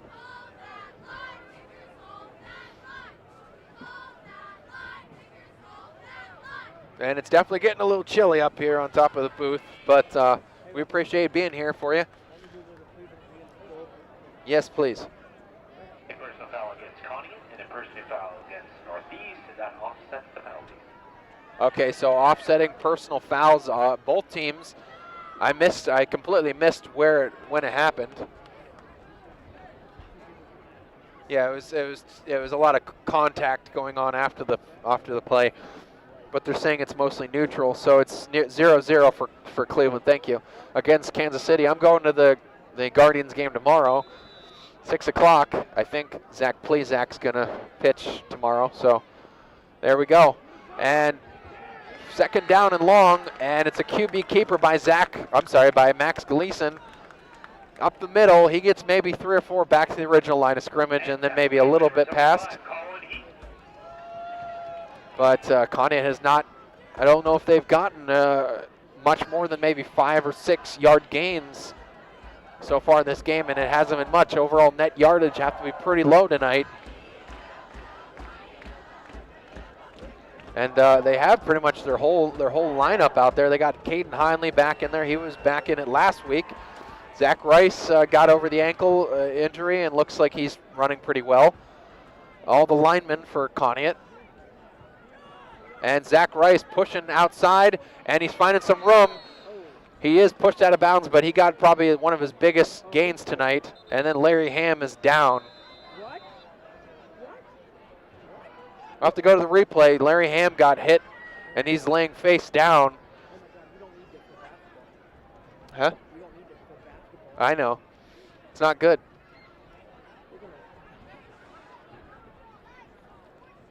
No, we're not. Yeah. I missed what happened. Did you see it? No. Larry Ham is down. It's been a full contact game all night. Not a lot to show for it for either team. Still 0-0. 9:45 left to go in the third quarter. With this brief injury, we'll actually play you a little clip on Spartan Insider by Thad Huya. We got to interview him a few weeks back, and we'll play that for you right now on 1360 WOW Sports, and then come back after this injury break. And another captain of the Spartan Insider with us right now is Thaddeus Huya, also known as Thad Huya, which I should call him that. Sorry about that. All good. Yeah, glad to be here. Great. Hey, it's been a real joy watching you guys this year develop from week one when you had that tough loss, and then you've really battled back. You put it together. You're playing very well right now. Yeah, thank you. I don't know if that's is that something that you guys expected, or I mean, you worked hard at it, so the coach felt pretty good about things early on, so it seems like it's really coming together. Is that how it feels? Yeah, that's every week. We're all practicing, going hard. It's getting better every week. What's your position on offense again? I play slot receiver. Slot receiver, yeah. So you're on a slot, but on defense, you're in the cornerback. Yeah. Yep. Which do you prefer? I mean, personally. I like the defensive side of the field more. Yeah. Trying to ruin someone's day out there, right? I like hitting people. Yeah. Well, that's you're doing a good job at that too, man. You really are. So, and you're also doing some kicking. Yeah, I'm our place kicker. Okay. Yep. For the extra point and for three, if we ever go for three. Yeah. It's great. So you're in that long tradition of Joey Merlin and Eric Heinen and all these other guys down there. So how's that coming along as far as you practicing and getting more and more accurate at your kicking and so forth? Is that something you're really working on? Yeah, I played soccer my whole life until this year. Oh, that's cool. Yeah, so I've just put a lot of work in the off season, even in like December going out, just kicking. So when I get up there and I got to make it for the game, tie it up, I can handle it. I think Merlin was a soccer player too, right? Yeah. And he played basketball, but he didn't play football, and then he finally went out for football and put that foot into the game. Yeah, definitely. Yeah. So any goals you have as we move along through the season, either at receiver or as kicker, or probably all of them? I mean, you like to pick up a shining spot in each and every one of them, I bet. So. Oh, yeah. Yeah, I definitely like to get some more tackles this year and keep my percentages good for PATs. Yeah, and break up receptions and all that kind of stuff too as well. So, interceptions, yeah, well, you've done very well at that. So, Thad, Huya, great talking with you. Thanks for stopping by and talking with us here on WOW TV. Yeah, glad to be here. Thank you. Been another edition of the Spartan Insider with Thad. And we're back here at Ted Miller Track and Field. As after that interview by Thad Huya, we kind of just missed a little bit of coverage as well. Whoa, and somehow he may have caught that one. Wow, what a great pass and catch. That might have been arguably one of the best plays of the night. Curlett somehow came down with a great thrown ball by Jackson Humes. Over the middle, there's a pickup of 20. So you missed the punt as well. If you've been watching, that helps you as far as YouTube goes. But for the audience as well listening on the radio dial, Conneaut punted, and it was a close punt. It actually, the return man, Curlett, actually fell down and it almost stopped rolling right at the 1, but rolled barely into the end zone before Conneaut could get to it. And then since then, Northeast has taken over on downs on a screen pass to Crosby, and he's close to a first down on that one. Northeast is moving the ball really well on homecoming night for Northeast. They really want to win this game for sure for their homecoming crowd. And they're not quite there. It's a 9-yard gain, so bringing up 2nd and 1.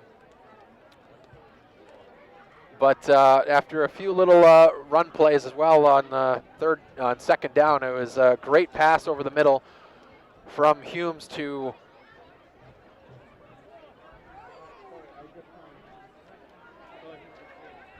you're okay. Curlet, I'm sorry, I missed that. And this one's intended for Stefan Lynch. Incomplete, bringing up 2nd down and short. I'm sorry, 3rd and short.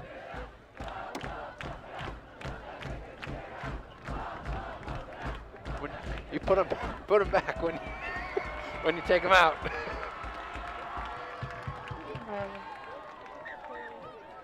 And 3rd and short upcoming. Haven't seen a ton of run plays lately. And Humes with the keeper and an option. And he slips past a couple tackles. He gets the first down for Northeast and then some. Yeah, about 6 yards. They only needed 1 to get it, so they moved the ball really well after that 20-yard pass over the middle. They're moving it well now. Another first down for Northeast. Ball's at the Conneaut 34. 34. Yep, that's what I'd say. You're right.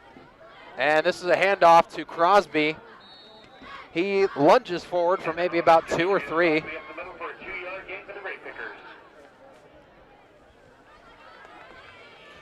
Again, Conneaut has a lot to be happy about if you're Conneaut's defensive coordinator, Tim Telbacca. I mean, you forced quite a few great stops to keep the team in this one, but offense has given you nothing to hang your hat on tonight. Still nothing. 6:50 left to go in the 3rd quarter, 6 minutes, 50 seconds. Humes coming up to the line, calling a slight change in play. 2 wide left, 2 wide right. He's looking to throw, and he's rolling out left, and he's zipping it over, and he threw it a little too high, but it almost came down with it was Curlet. And that'll bring up 3rd down and about 8 to go. Tough to throw on the run moving left, but Humes makes it look pretty easy, to be honest with you. He has a great arm, and for being just a junior, 5'10", really plays really well with a lot of intensity, and he's got a bright future ahead of him as well, especially next year. This year being 0-5, I mean, Northeast really just wants to get their first win. Conneaut sitting at 5-1 on the year. They want to keep the good times rolling. So 3-game road trip, and a nice blitz and pressure and a dump off intended for Curlet, but Humes had to rush the throw and threw it too wide for Curlet. Incomplete, and a nice 3 and out there. And on 4th and 8, they probably will not go for it.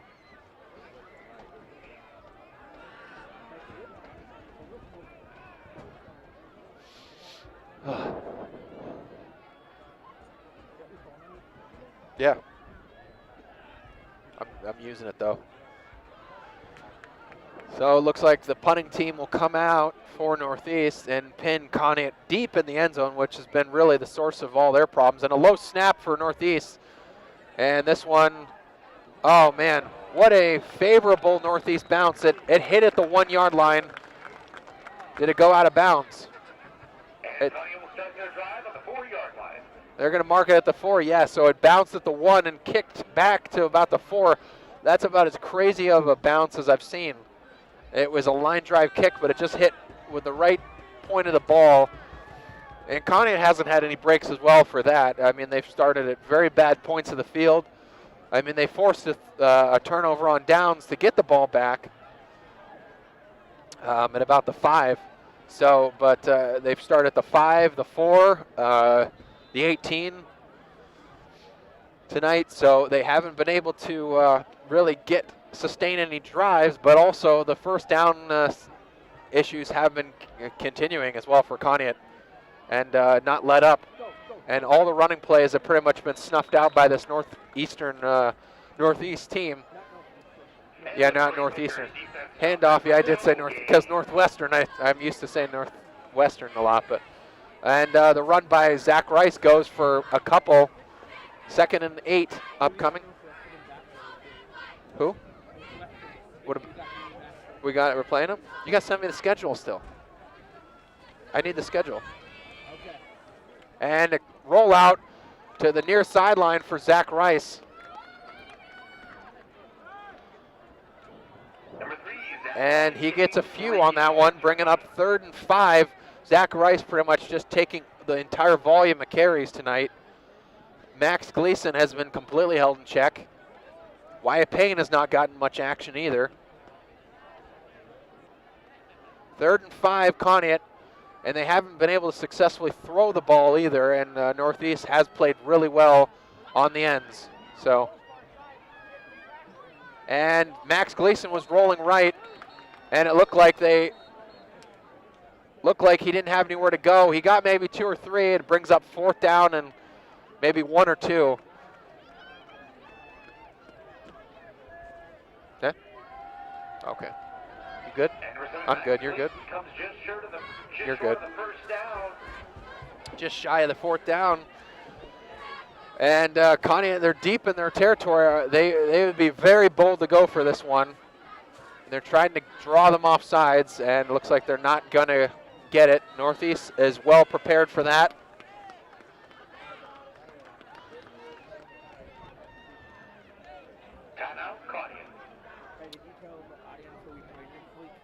Oh yeah, of course. As you know too, we of course if you're following along with us, 1360 Wow. We'll see you next week as well for another exciting game. Pymatuning Valley, they're actually winning. They're winning possibly one of their first games of the year. So they beat St. John, and I think that's it, right? So are they 1-5? So yeah, this will be their 2nd win tonight. They're beaten up right now on. 46-6 was the score. That was against Wyndham, yeah. So 46-6. So I'd say they probably have that game in the bag. So we're playing down in Pymatuning Valley next week. Of course, Ben Jarvie alongside probably Steve Grant if he can make it, and Billy Ciccatelli. 52-12 now is the Pymatuning Valley score. Wowee. And a nice high kick, not necessarily the deepest kick. Stopped by Troy Turner on a bounce backwards. Conneaut has not been kicking the ball too well tonight. They've had some problems here and there, but the one worked out where they got a turnover on special teams. But that's where Northeast will take the ball, and we're giving them very good field position, and they barely need it too with the offensive ability that they have.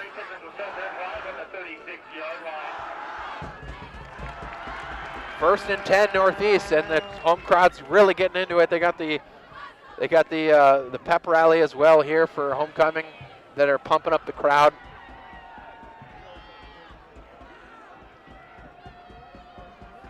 And the snap and the pitch out to Curlett. Curlett's got room to run. He jumps over as one man. He's looking for the end zone, and he's pushed out of bounds at about the 10 or 9 yard line. And way back at the line of scrimmage. I do not see any flags either. There's a Conneaut player down. I'm not sure who it is. Is it number 2? Ethan Osborne? Could be. But Northeast just got one of their biggest gains tonight. They've got several big gains tonight, but they pulled off another good one there on the nice rollout play by Curlett. Curlett's been one of those guys that with his blazing speed has just pretty much broken away and been untouchable. all over the field, and it's just been surprising that he's been held in check pretty much as he has been. He's been catching the ball, he's been running the ball in these sweet plays as well, so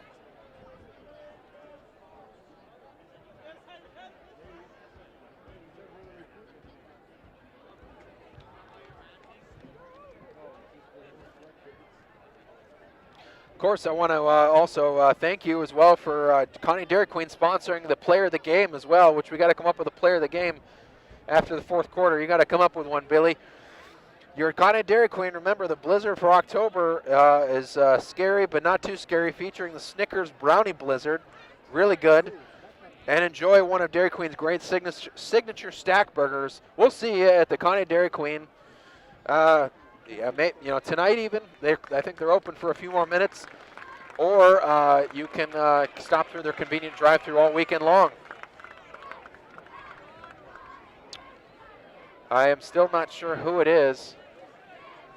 They're helping him off. It's Dylan Phillip and Larry Ham helping the player off the field. I thought it was Ethan Osborne, but I still am not sure. They're helping him over to the sideline.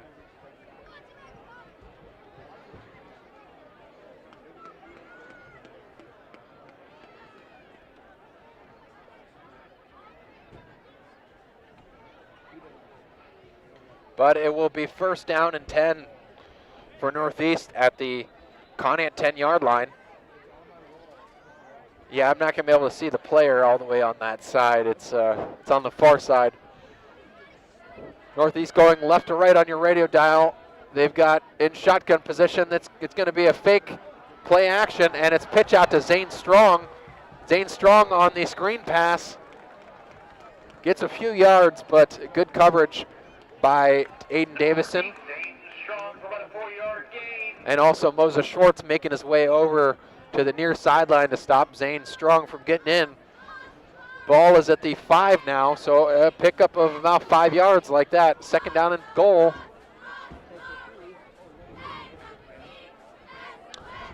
It's harder, but I think so. Yeah. Yes, I would say so. And second and 5, and it's a handoff to Whitman. Whitman, it looks like he's in. He's in for the score.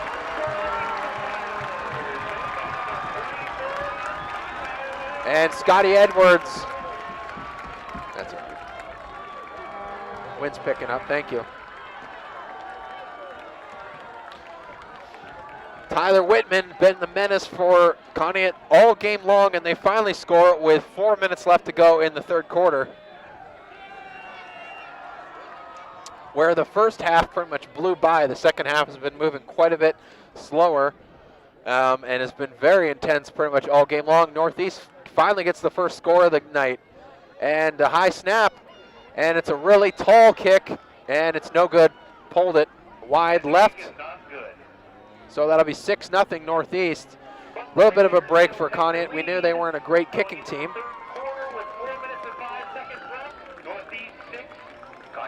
Northeast 6, Conneaut nothing with 4 minutes left to go in the quarter. Conneaut's going to have to answer back. Yeah. Yep. Thank you for joining us as well. All of our live audience as well. Ashley Coivisto, Vince Allen, Be Wicked, Go Spartans. Thanks for live streaming the game, guys. Yep. We appreciate you guys joining us. Yep.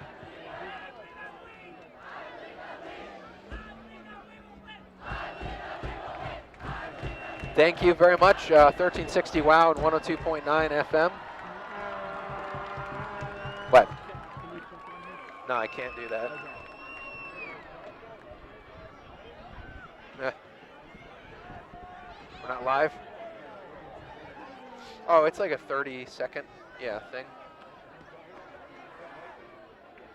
I would say 30 seconds, 30-second delay, usually.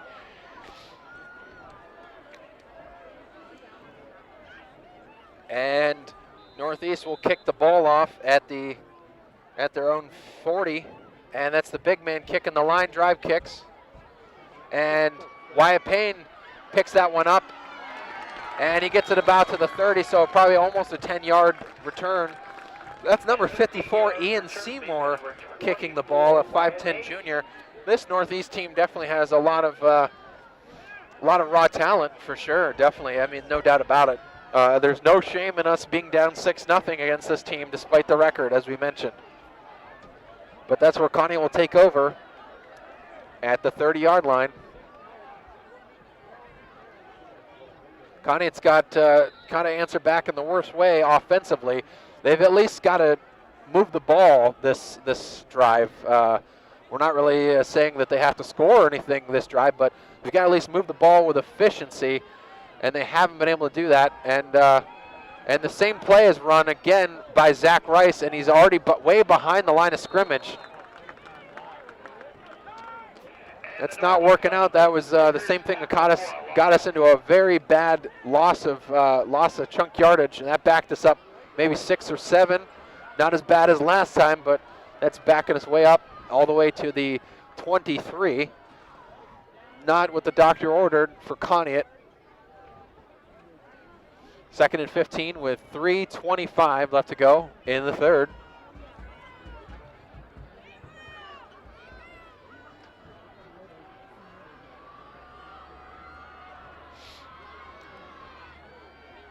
And the wind is definitely blowing too. One would notice as well too, making it a little bit tougher to move the ball through the air.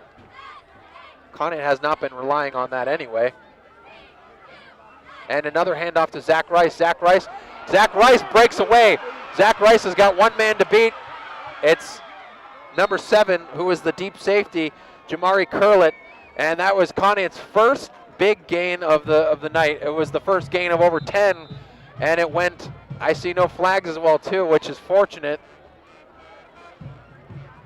And he's all the way down to the Conneaut Spartan, the Northeast 45. So that was a pickup of,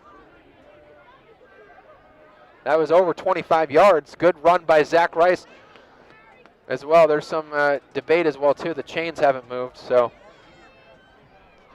I'm a little confused by that.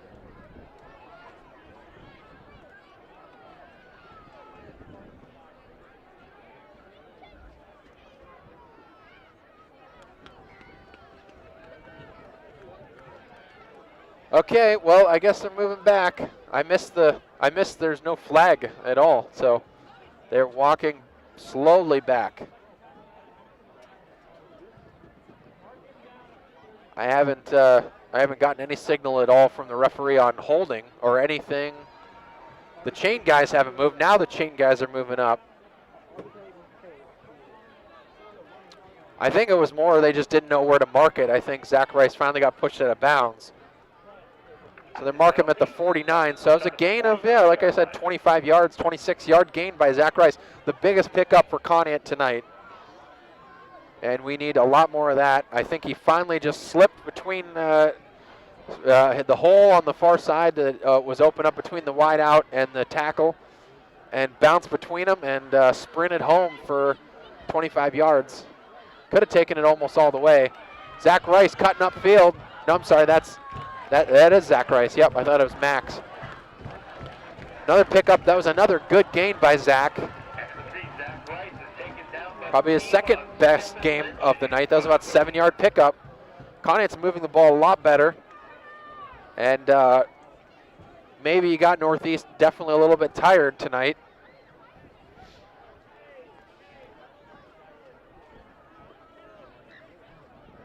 One thing you got to be worried about for Conneaut is just that Northeast, I mean, like I said, they're 0-5 on the year. They're not really playing for much already now. They just want to play for their home crowd and win the game. I mean, Conneaut's got more on the line. And hand up off the middle to Wyatt Payne. Nice pickup, Wyatt Payne. And that's a first down, Conneaut.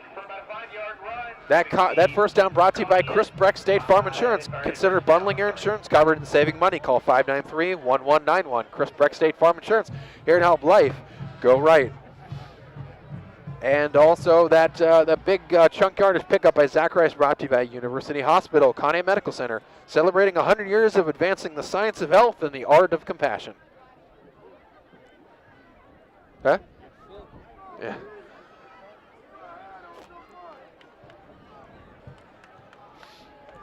Conneaut is now at the northeast 38-yard line, moving right to left on the radio dial. 2 wide right, and Zach Rice at the right hip, and it's a handoff to Zach. Zach Rice bounces off one tackle, he slips another, shakes another guy, jukes another. What a great gain by Zach Rice. He's almost 9 yards, almost to the first down, but he had to fight for every single move on that one, and he's close to a first down. 9.5 yards. He's just shy. What? Yeah, it's only 6-0 exactly, Billy. 1:20 left to go in the third. Conneaut's just got to keep this momentum going right now. They gotta be feeling it and believe in themselves. Larry Ham is back on the field too. I forgot to mention as well after that rough-looking injury. He's back out there. I'm not sure Ethan Osborne is back out there yet, but Wyatt Payne up the middle. Little Wyatt Payne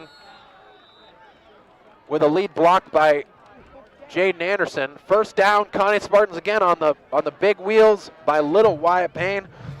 That first down brought to you by Conneaut Dairy Queen. Remember, the blizzard for October is the Snickers Brownie Blizzard.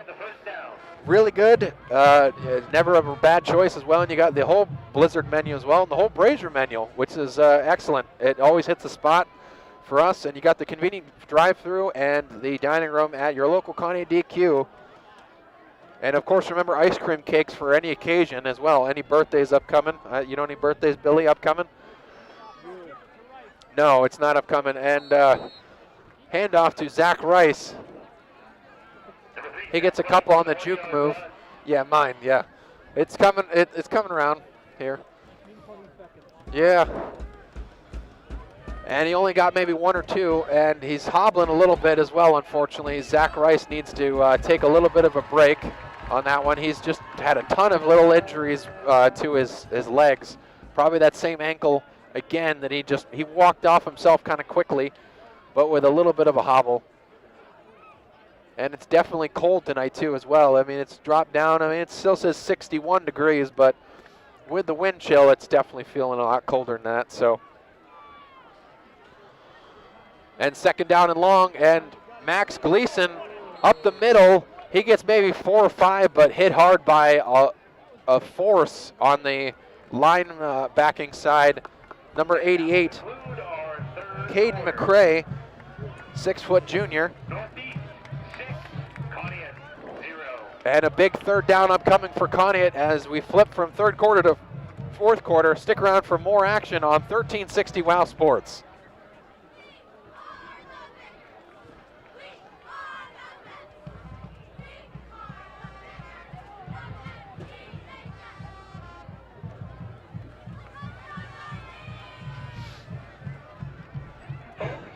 With all this excitement, you must be getting out and hungry, so make your way down to the concession stand. Voted best concession stand in this football. You want to go? By You need to 9 go? to 10 high school principals. Okay. Make your way down to the concession stand. Only one more Voted quarter. best concession I gave you the stand 20. at this stadium out of 9 to 10 Okay. high school principals. We're going to the bar?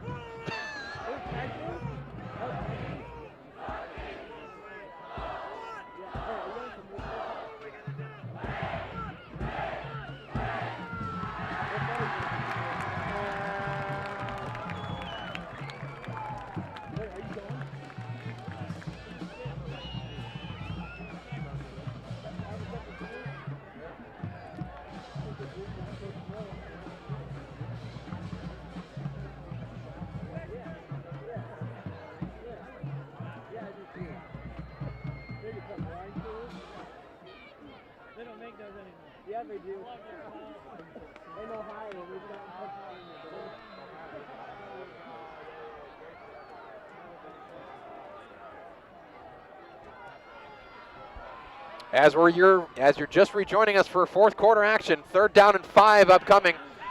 And they find Bryce Spurlin up midfield. Bryce Spurlin's cutting all the way to the end zone. Bryce Spurlin on a screen pass blows past all of the Northeast defenders and takes it in for the score. Conneaut Spartans answer on the first play of the fourth quarter. Just like that, they tied the game up. I see no flags on the field. That was huge.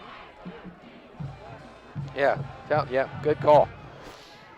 And they answered right back on the very first possession that they got, and they have the opportunity to take the lead with a kick. With the wind, it's going to be a little tough, but I know Bryce has had a pretty strong leg all year. Looked like for some reason Northeast just kind of got lost on that play, and they completely, he ran right off sides. He ran right, that was major offside. They're not calling it. And the kick is not good. Okay.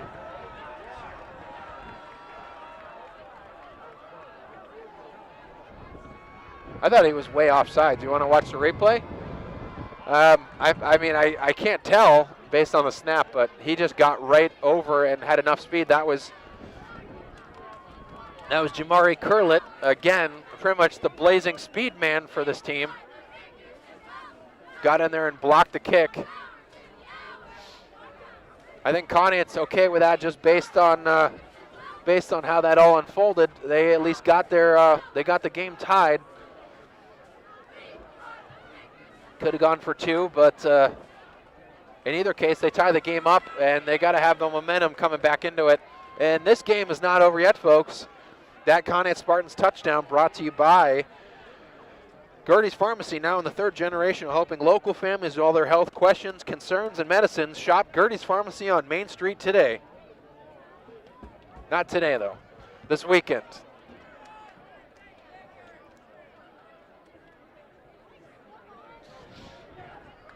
Man.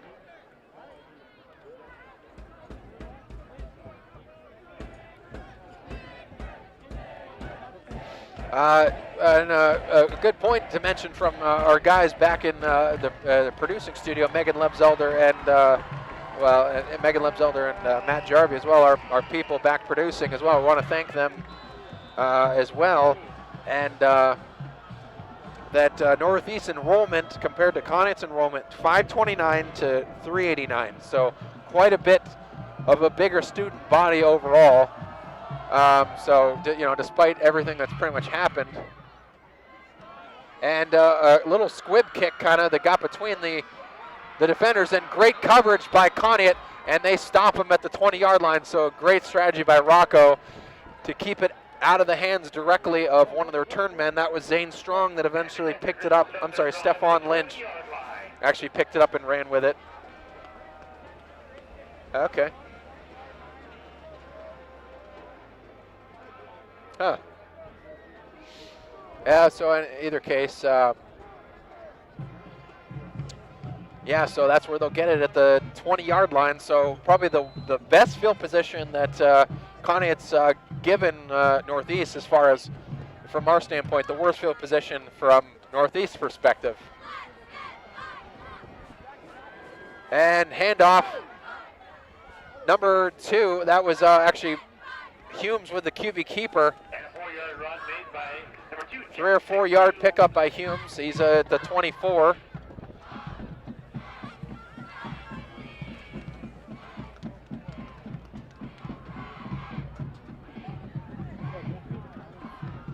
What? Oh, hang on. 2nd and 6 upcoming for Northeast. They want to answer right back as well. And a screen pass to number 7, Curlett. And after dodging a couple, he is eventually gang tackled. And number 7, Jamari Curlett was on a 4-yard gain. I think Max Gleason was the original guy there in coverage, but missed the tackle. Curlett with great speed. Oh, and the Guardians over the Royals right now, 6-3 early in the game. So great game tonight. I know Aaron Savali. Was that? Oh, is it? Okay. Oh, okay. Ethan? Yeah. I was wondering, well, they're over here. I'm like, anyway. On 3rd down and short, a pitch out to, that is Demetrius Crosby. And he gets a first down on the pitch out.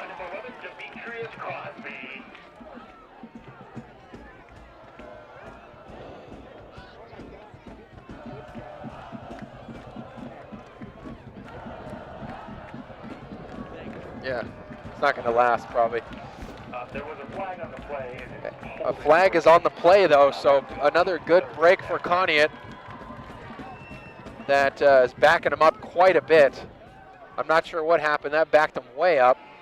Hold. Yep, so it's now it went from a 3rd and 1 to a 3rd and 9.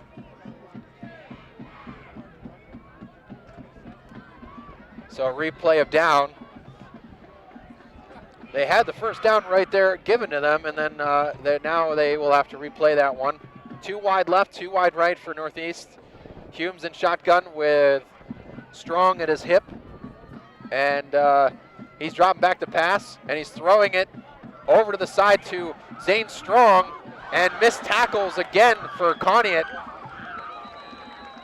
And finally, number 24, that's Wyatt Payne, drags him down. Little Wyatt Payne, really the toughest guy out there for Conneaut. One of them.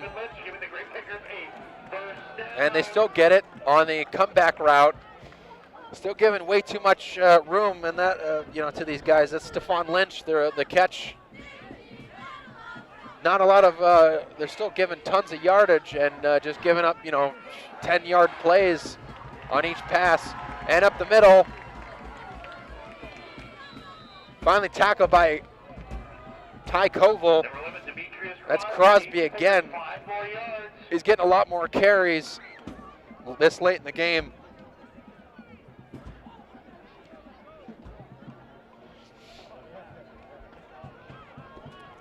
Also mentioned too, I was just out here last week for the Northeast Wine Festival, and it was quite a good time. So I enjoy Gibson Park. For anyone listening in the Northeast region as well, we thank you for joining us on 1360. And there's a fumble on the handoff, and I think it's Conneaut's ball. No doubt about it. Darren Christine fell right on it.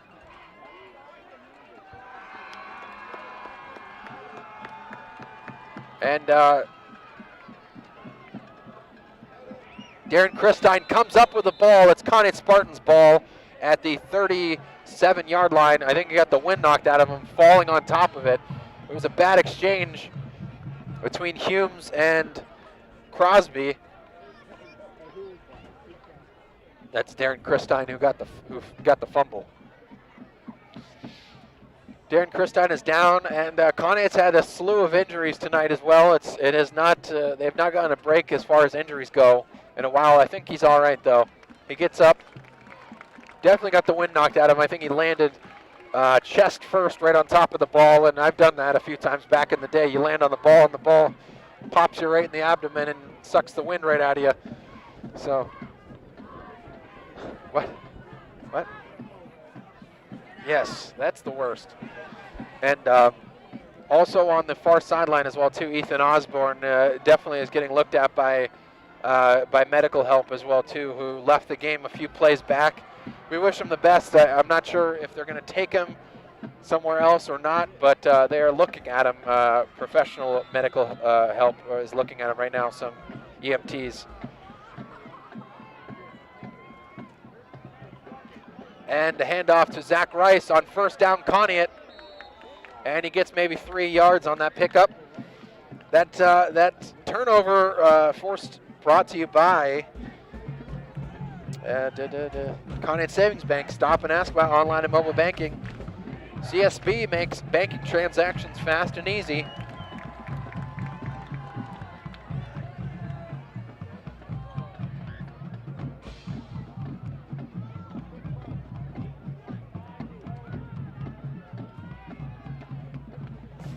And 2nd and 7.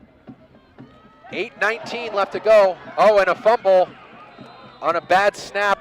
Max Gleason just missed it, and it went right past them, and they lost a ton of yardage on that one.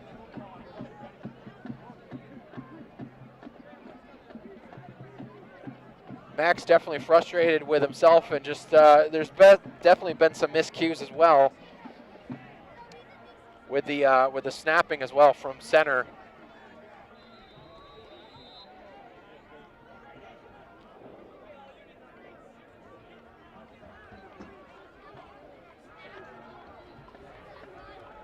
That? Oh, yeah.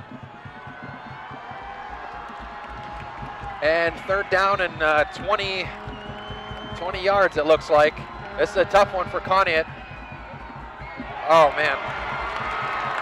And a blitz, and immediately stopped and forcing 3 and out. That was number 50. That's Mikhail Albany. That's a 3 and out for Conneaut, and a bad break as well with the miscue as well for the snap. And then the sack, which he lost right there, easily 7 or 8 yards. Pass protection on Max for throwing has not been good at all, which they haven't really tried to throw too much in at all anyway, which for good reason, I think, just to avoid that. But definitely some really quick guys for Northeast, and definitely some guys with size. And a nice kick on the punt, Bryce Sperlin.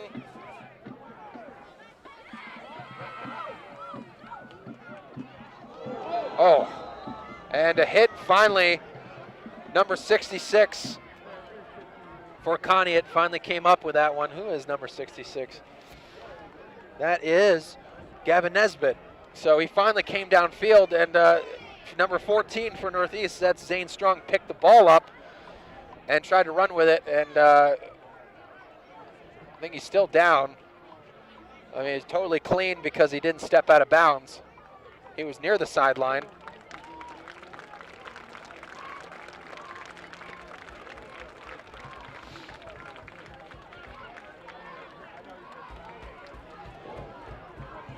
That'll be first down Northeast. The ball is going to be at about the 32. Decent kick by Bryce Sperlin tonight again, who's been exclusively handling all kicking duties for the last 3 games, I believe.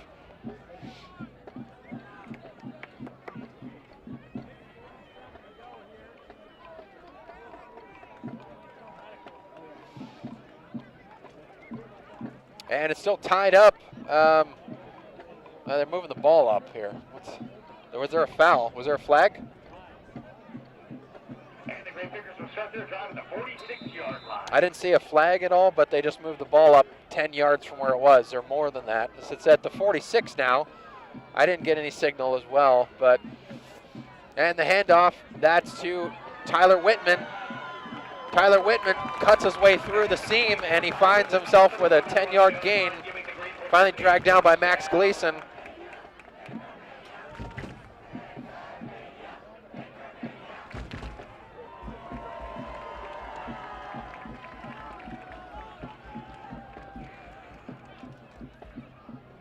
.6:20 left to go in the game.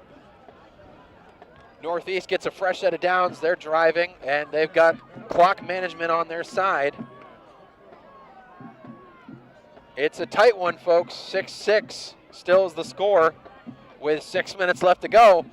And Humes with the keeper up the middle. No one picked him up for Conneaut, and he gets quite a bit of yardage there, maybe about 6 or 7, right up the middle. 2nd and 3 upcoming. Jackson Humes has been one player that has been really difficult to contain for Conneaut. It's just been a matchup nightmare.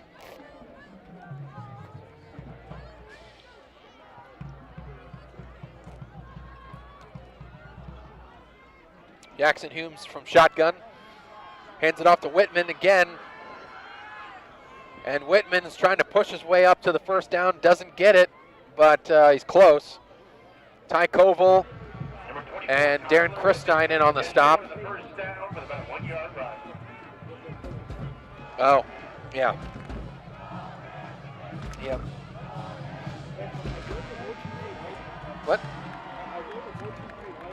Yeah. Well, they're just, yeah, Ethan Osborne is being transported by a car, like a flatbed car that picked him up over by the sideline. And Darren Christine, as I'm talking about that too, jumped offside. Offsides, Conneaut.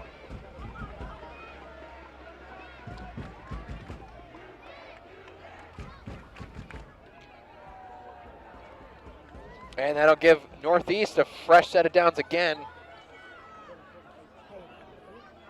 Huh? Who? No. Larry's been playing.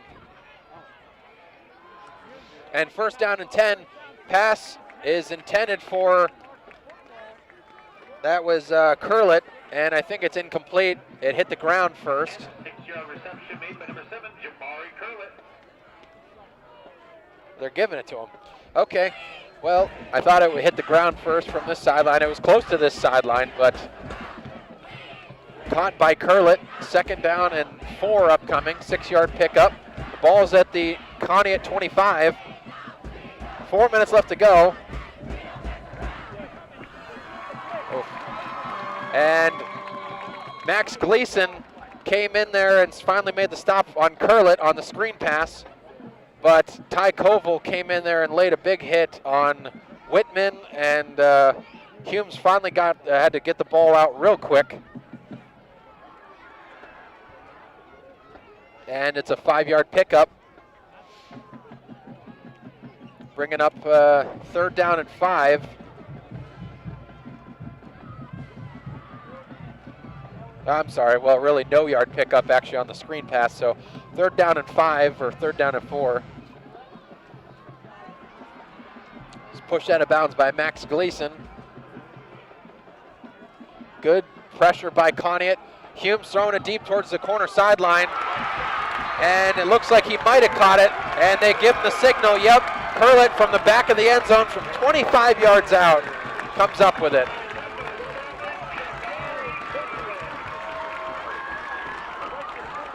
Great tight pass, and he caught it. A 25-yard touchdown reception made by number 7, Jabari Curlett. And that's Curlett again, pretty much been the biggest problem for Conneaut, other than Jackson Humes. I mean, you can argue just those two guys alone have been the biggest problem. Whitman definitely as well too, mostly on defense, but not as much on offense, maybe here and there. Crosby has gotten some chunk yardage plays, but just overall, another score for Northeast. It's 12-6, and they're going for 2 to make it 14. They're not much for the kicking game. And the screen pass to Crosby, and Crosby gets in for 2.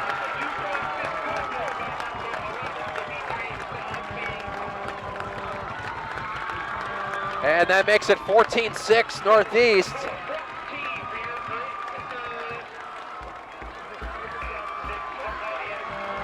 Oh. And very late in the game, Northeast finally takes a score and an 8-point lead over Conneaut with a two-point conversion. Referees also discussing a little bit of the formalities behind it. Some of those calls I wasn't in love with, but yeah. Well, he needs Steve, you need to be here to see how this all unfolds, you know? A shout out to Steve Grant. Hopefully you're listening and recuperating at home. Conneaut's got probably one more opportunity to answer back. They got 3:54 left on the clock, 14-6. They're down. They did just score their first touchdown on the last offensive possession, so they will have a chance to answer back, and hopefully with some luck and as well as maybe a bad kick here as well, they'll get good field position and move it downfield for the score. They moved the ball really well this last drive. I think everyone that was injured in the third and fourth quarter has come back except for Ethan Osborne, who's your deep wide receiver threat. He's not coming back tonight. For sure, he just left on the car with help from the paramedics. But he looked to be at least all right, but hopefully everything goes well. And Wyatt Payne on a return from about the 25 takes it all the way up to midfield. Great return by Wyatt Payne.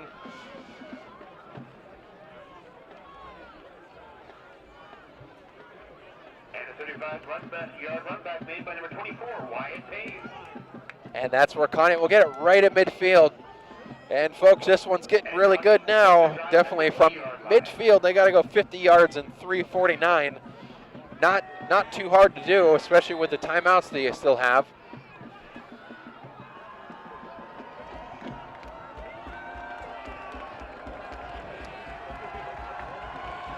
And Jackson Humes is still warming up. He knows that he's going to come back in and might be called upon, of course.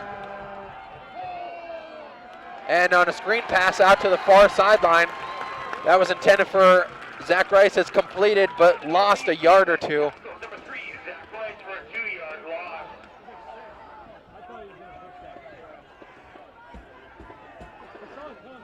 Really, once he caught it, he didn't really have much time to react. So, got to get that ball over to Zach quite a bit quicker than that. But second down and 11 upcoming.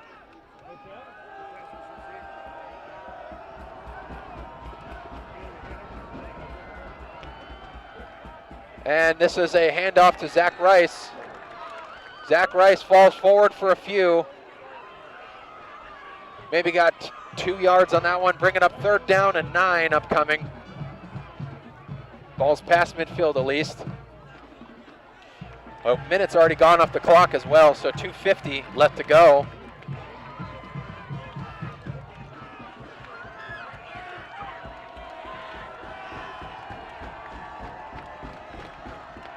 And third down, Max Gleason at shotgun. He's handing the ball off again to Zach Rice. Zach Rice cutting to the far sideline. He gets a few, but not much. Maybe like 3 or 4. Bringing up a fourth down and 5 at least upcoming. They're going to mark him. They're really being stingy with the field position. They mark him at least the 46, if not even the 47. So it's a 4th and 6 upcoming. This is a tough one. With 2:29 left to go, you got to go for it, and you got to you got to definitely go for it and run your best play here for a 5 to 6 yard gain. And of course, Rocco wisely calls timeout tonight as well to simmer everything down, simmer his team down. He's got the full squad out there, so really the only thing left to do is execute to the best of your ability, and the home crowd for Northeast is really fired up too. As we know, Conneaut's had really close games now. This is their 4th road game of the season. And I was just mentioning to my father just a few hours ago that of the 3 away games that we had early in the season, that 2 of them were very close. Edgewood could have gone either way, and Western Reserve could have gone either way as well. You know, we played a very good game and won that game, you know, to the best of our ability, but it definitely could have gone either way with that good team. And I'd say Northeast, despite the record, as we mentioned, they have a lot of similarities to Edgewood and Western Reserve. They have a great passing game that really kind of puts an exclamation point on this offense. And they just got a ton of athleticism all over the place. The quarterback, both wide receivers, both running backs. They've got a good foundation for an offensive line, so all 3 of those teams have a lot in common. We've played really close games with all 3 of these teams, rightly so. But Conneaut on 4th and 6, they got to answer here and keep the drive alive. And Max throwing it, and he completes it to Larry Ham. Larry Ham finds himself a first down and then some on a comeback route. Max finds Larry Ham. Larry Ham's out there. You see that?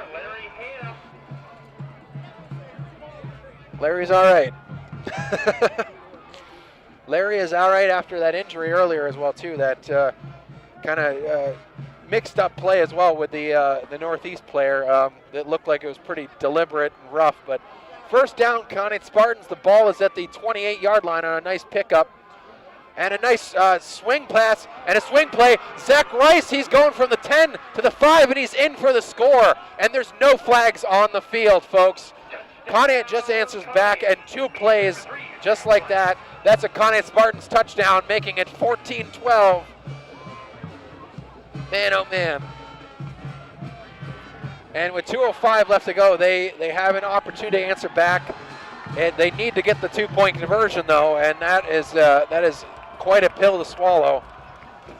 That was a great call, though, and actually it looked like everyone was moving right, and then on the comeback play, Zach Rice took the ball from Max and went left, and no one was over there. Maybe 1 or 2 guys that he had to miss, and took it all the way in.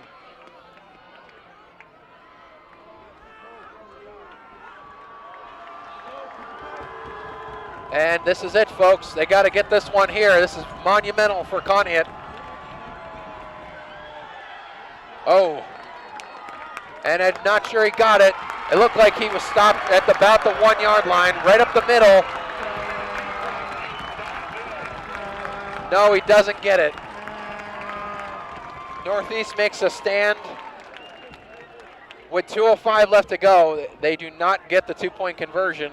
And that is something that definitely you got to definitely practice. Conneaut does not usually rely on the 2-point conversion because they don't normally need it. They always go with their kicking game for extra points. And this is only their second touchdown of the night, so only their second extra point attempt. But it is 14-12. Edgewood, or I'm sorry, not Edgewood. Northeast still hanging on to the lead with 2:05 left to go. And Northeast, as we knew, Humes was warming up. He's coming back into the game.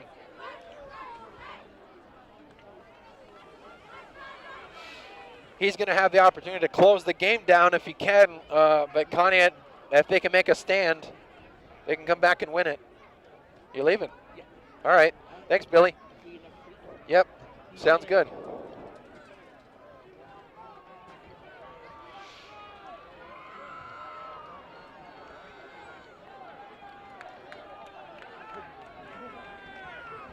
What? Yeah. But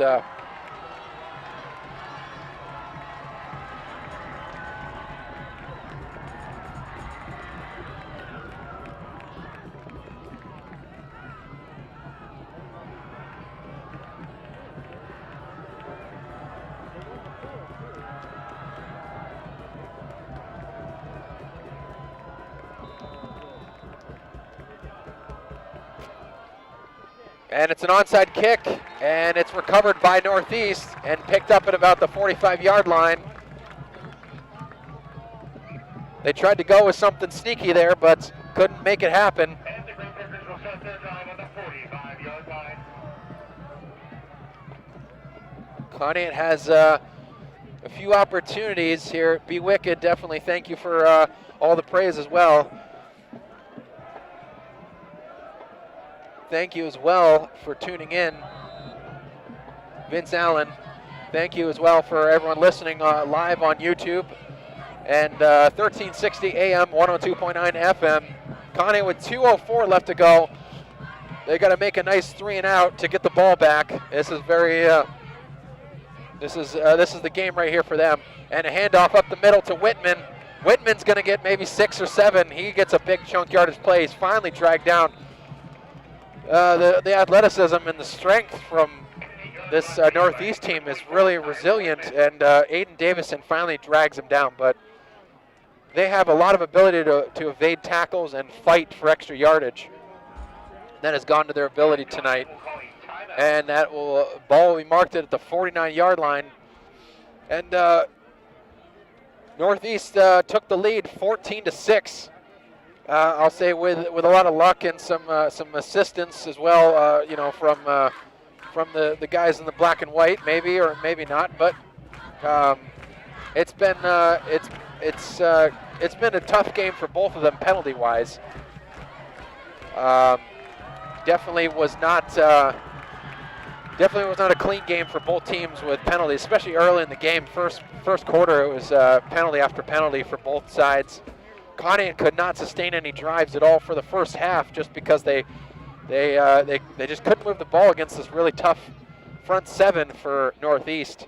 Actually, really the whole defense, actually, including the defensive backs even. But then they finally started getting their feet under them, kind of like with Edgewood. They definitely did that, and Western Reserve. So as I compare the games, they pretty much all were the same close game against the same type of team. And Humes is keeping this one. Humes gets a first down, although he's kept in bounds. But Humes fights for the first down at the 40-yard line.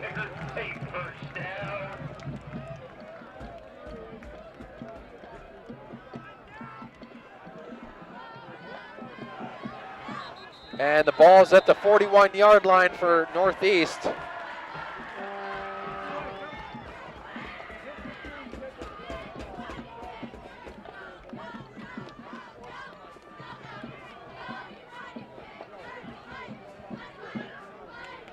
Oh, what was that?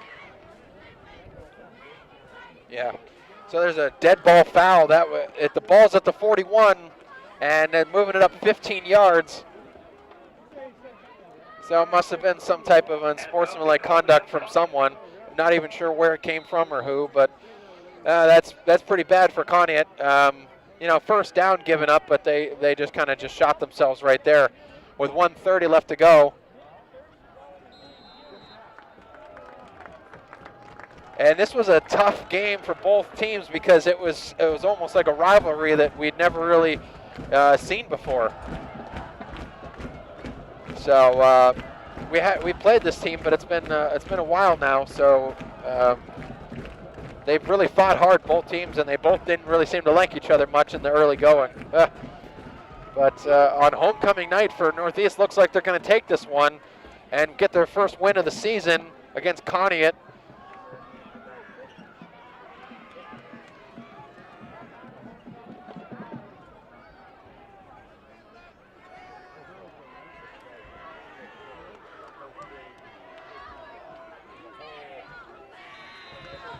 And on the kneel down again, Humes takes it and wins it for Northeast, sorry.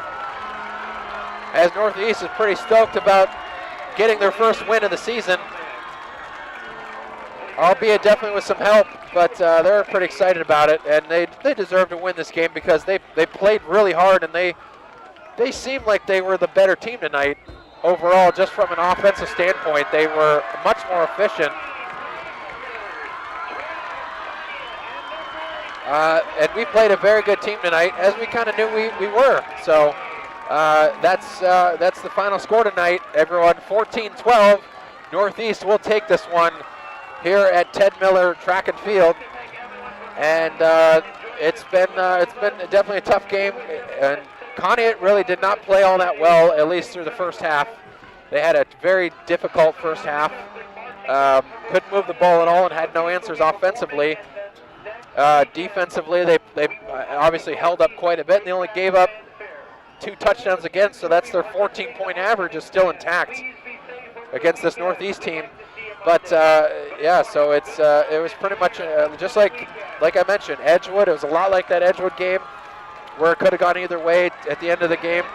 That 2-point conversion, if we get that one, it could be a totally different story, and it goes into overtime, and then who knows, Just like the Edgewood game, and then Western Reserve, we came out on top on that one in a close battle late. But they all had a lot in common, and I think Rocco knows that we're going to grow from this team, from this loss. And as your Conneaut Spartans go to 5-2 on the season, Dairy Queen Player of the Game honors. Who am I giving it to tonight? Who do you like, Conneaut? Who's your favorite Conneaut player tonight? Number 10 or number-wise even. That's a tough one. You know what I will give it to? I got a guy involved for sure offensively. Offensively, I'll give it to Larry Ham, actually, because he's earned it quite a bit here going against some of these good teams, and he had a good game and helped us get in position to score there to almost take the lead, or almost make the tie, rather. And Larry Ham had an injury as well too, and he really held up over the whole course of the game and made some good stops on defense as well that were critical. So for him, I think definitely it was very important. And then for defense, you know what I'm going to give it to? There's a guy I called a lot tonight that I don't normally call his name as often, but he was impactful on defense. Aiden Davison, Ryland's brother. I'm going to give him Defensive Player honors for Dairy Queen Player of the Game. And Aiden and Larry, you're our Offensive and Dairy Queen Player of the Game honors winners. And thank you for everything you do, and Dairy Queen acknowledges you tonight. And thank all of our great sponsors on 1360 WOW Sports. And anyway, that's it from us here at Ted Miller Track and Field in Northeast Pennsylvania. Rob Migliaccio and Ben Jarvie here. Thanks for joining us tonight. Final score, Northeast 14, Conneaut 12. We'll see you next week at Pymatuning Valley, 6:45 kickoff and pregame. I'm sorry, 6:45 pregame, 7 o'clock kickoff. And against Pymatuning Valley, they've had their fair share of troubles as well, but so did Northeast tonight, and they came back and fought really hard for that win. And Conneaut's going to grow from this loss for sure, and they know that they need to play better against some of these pass-heavy teams. And we'll see a lot more from them next week on this road trip. Everyone here, have a great night. Drive safe.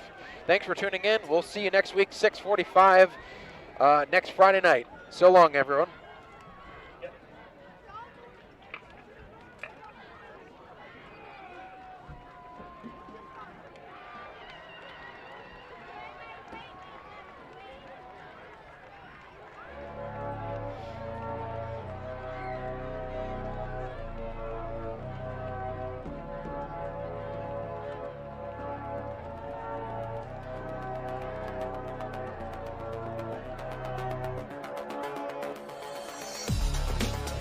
Lake Effect Media and Spartan Nation present Conneaut Spartans Football on WOW TV, 1360 AM and WOW 102.9, and always free.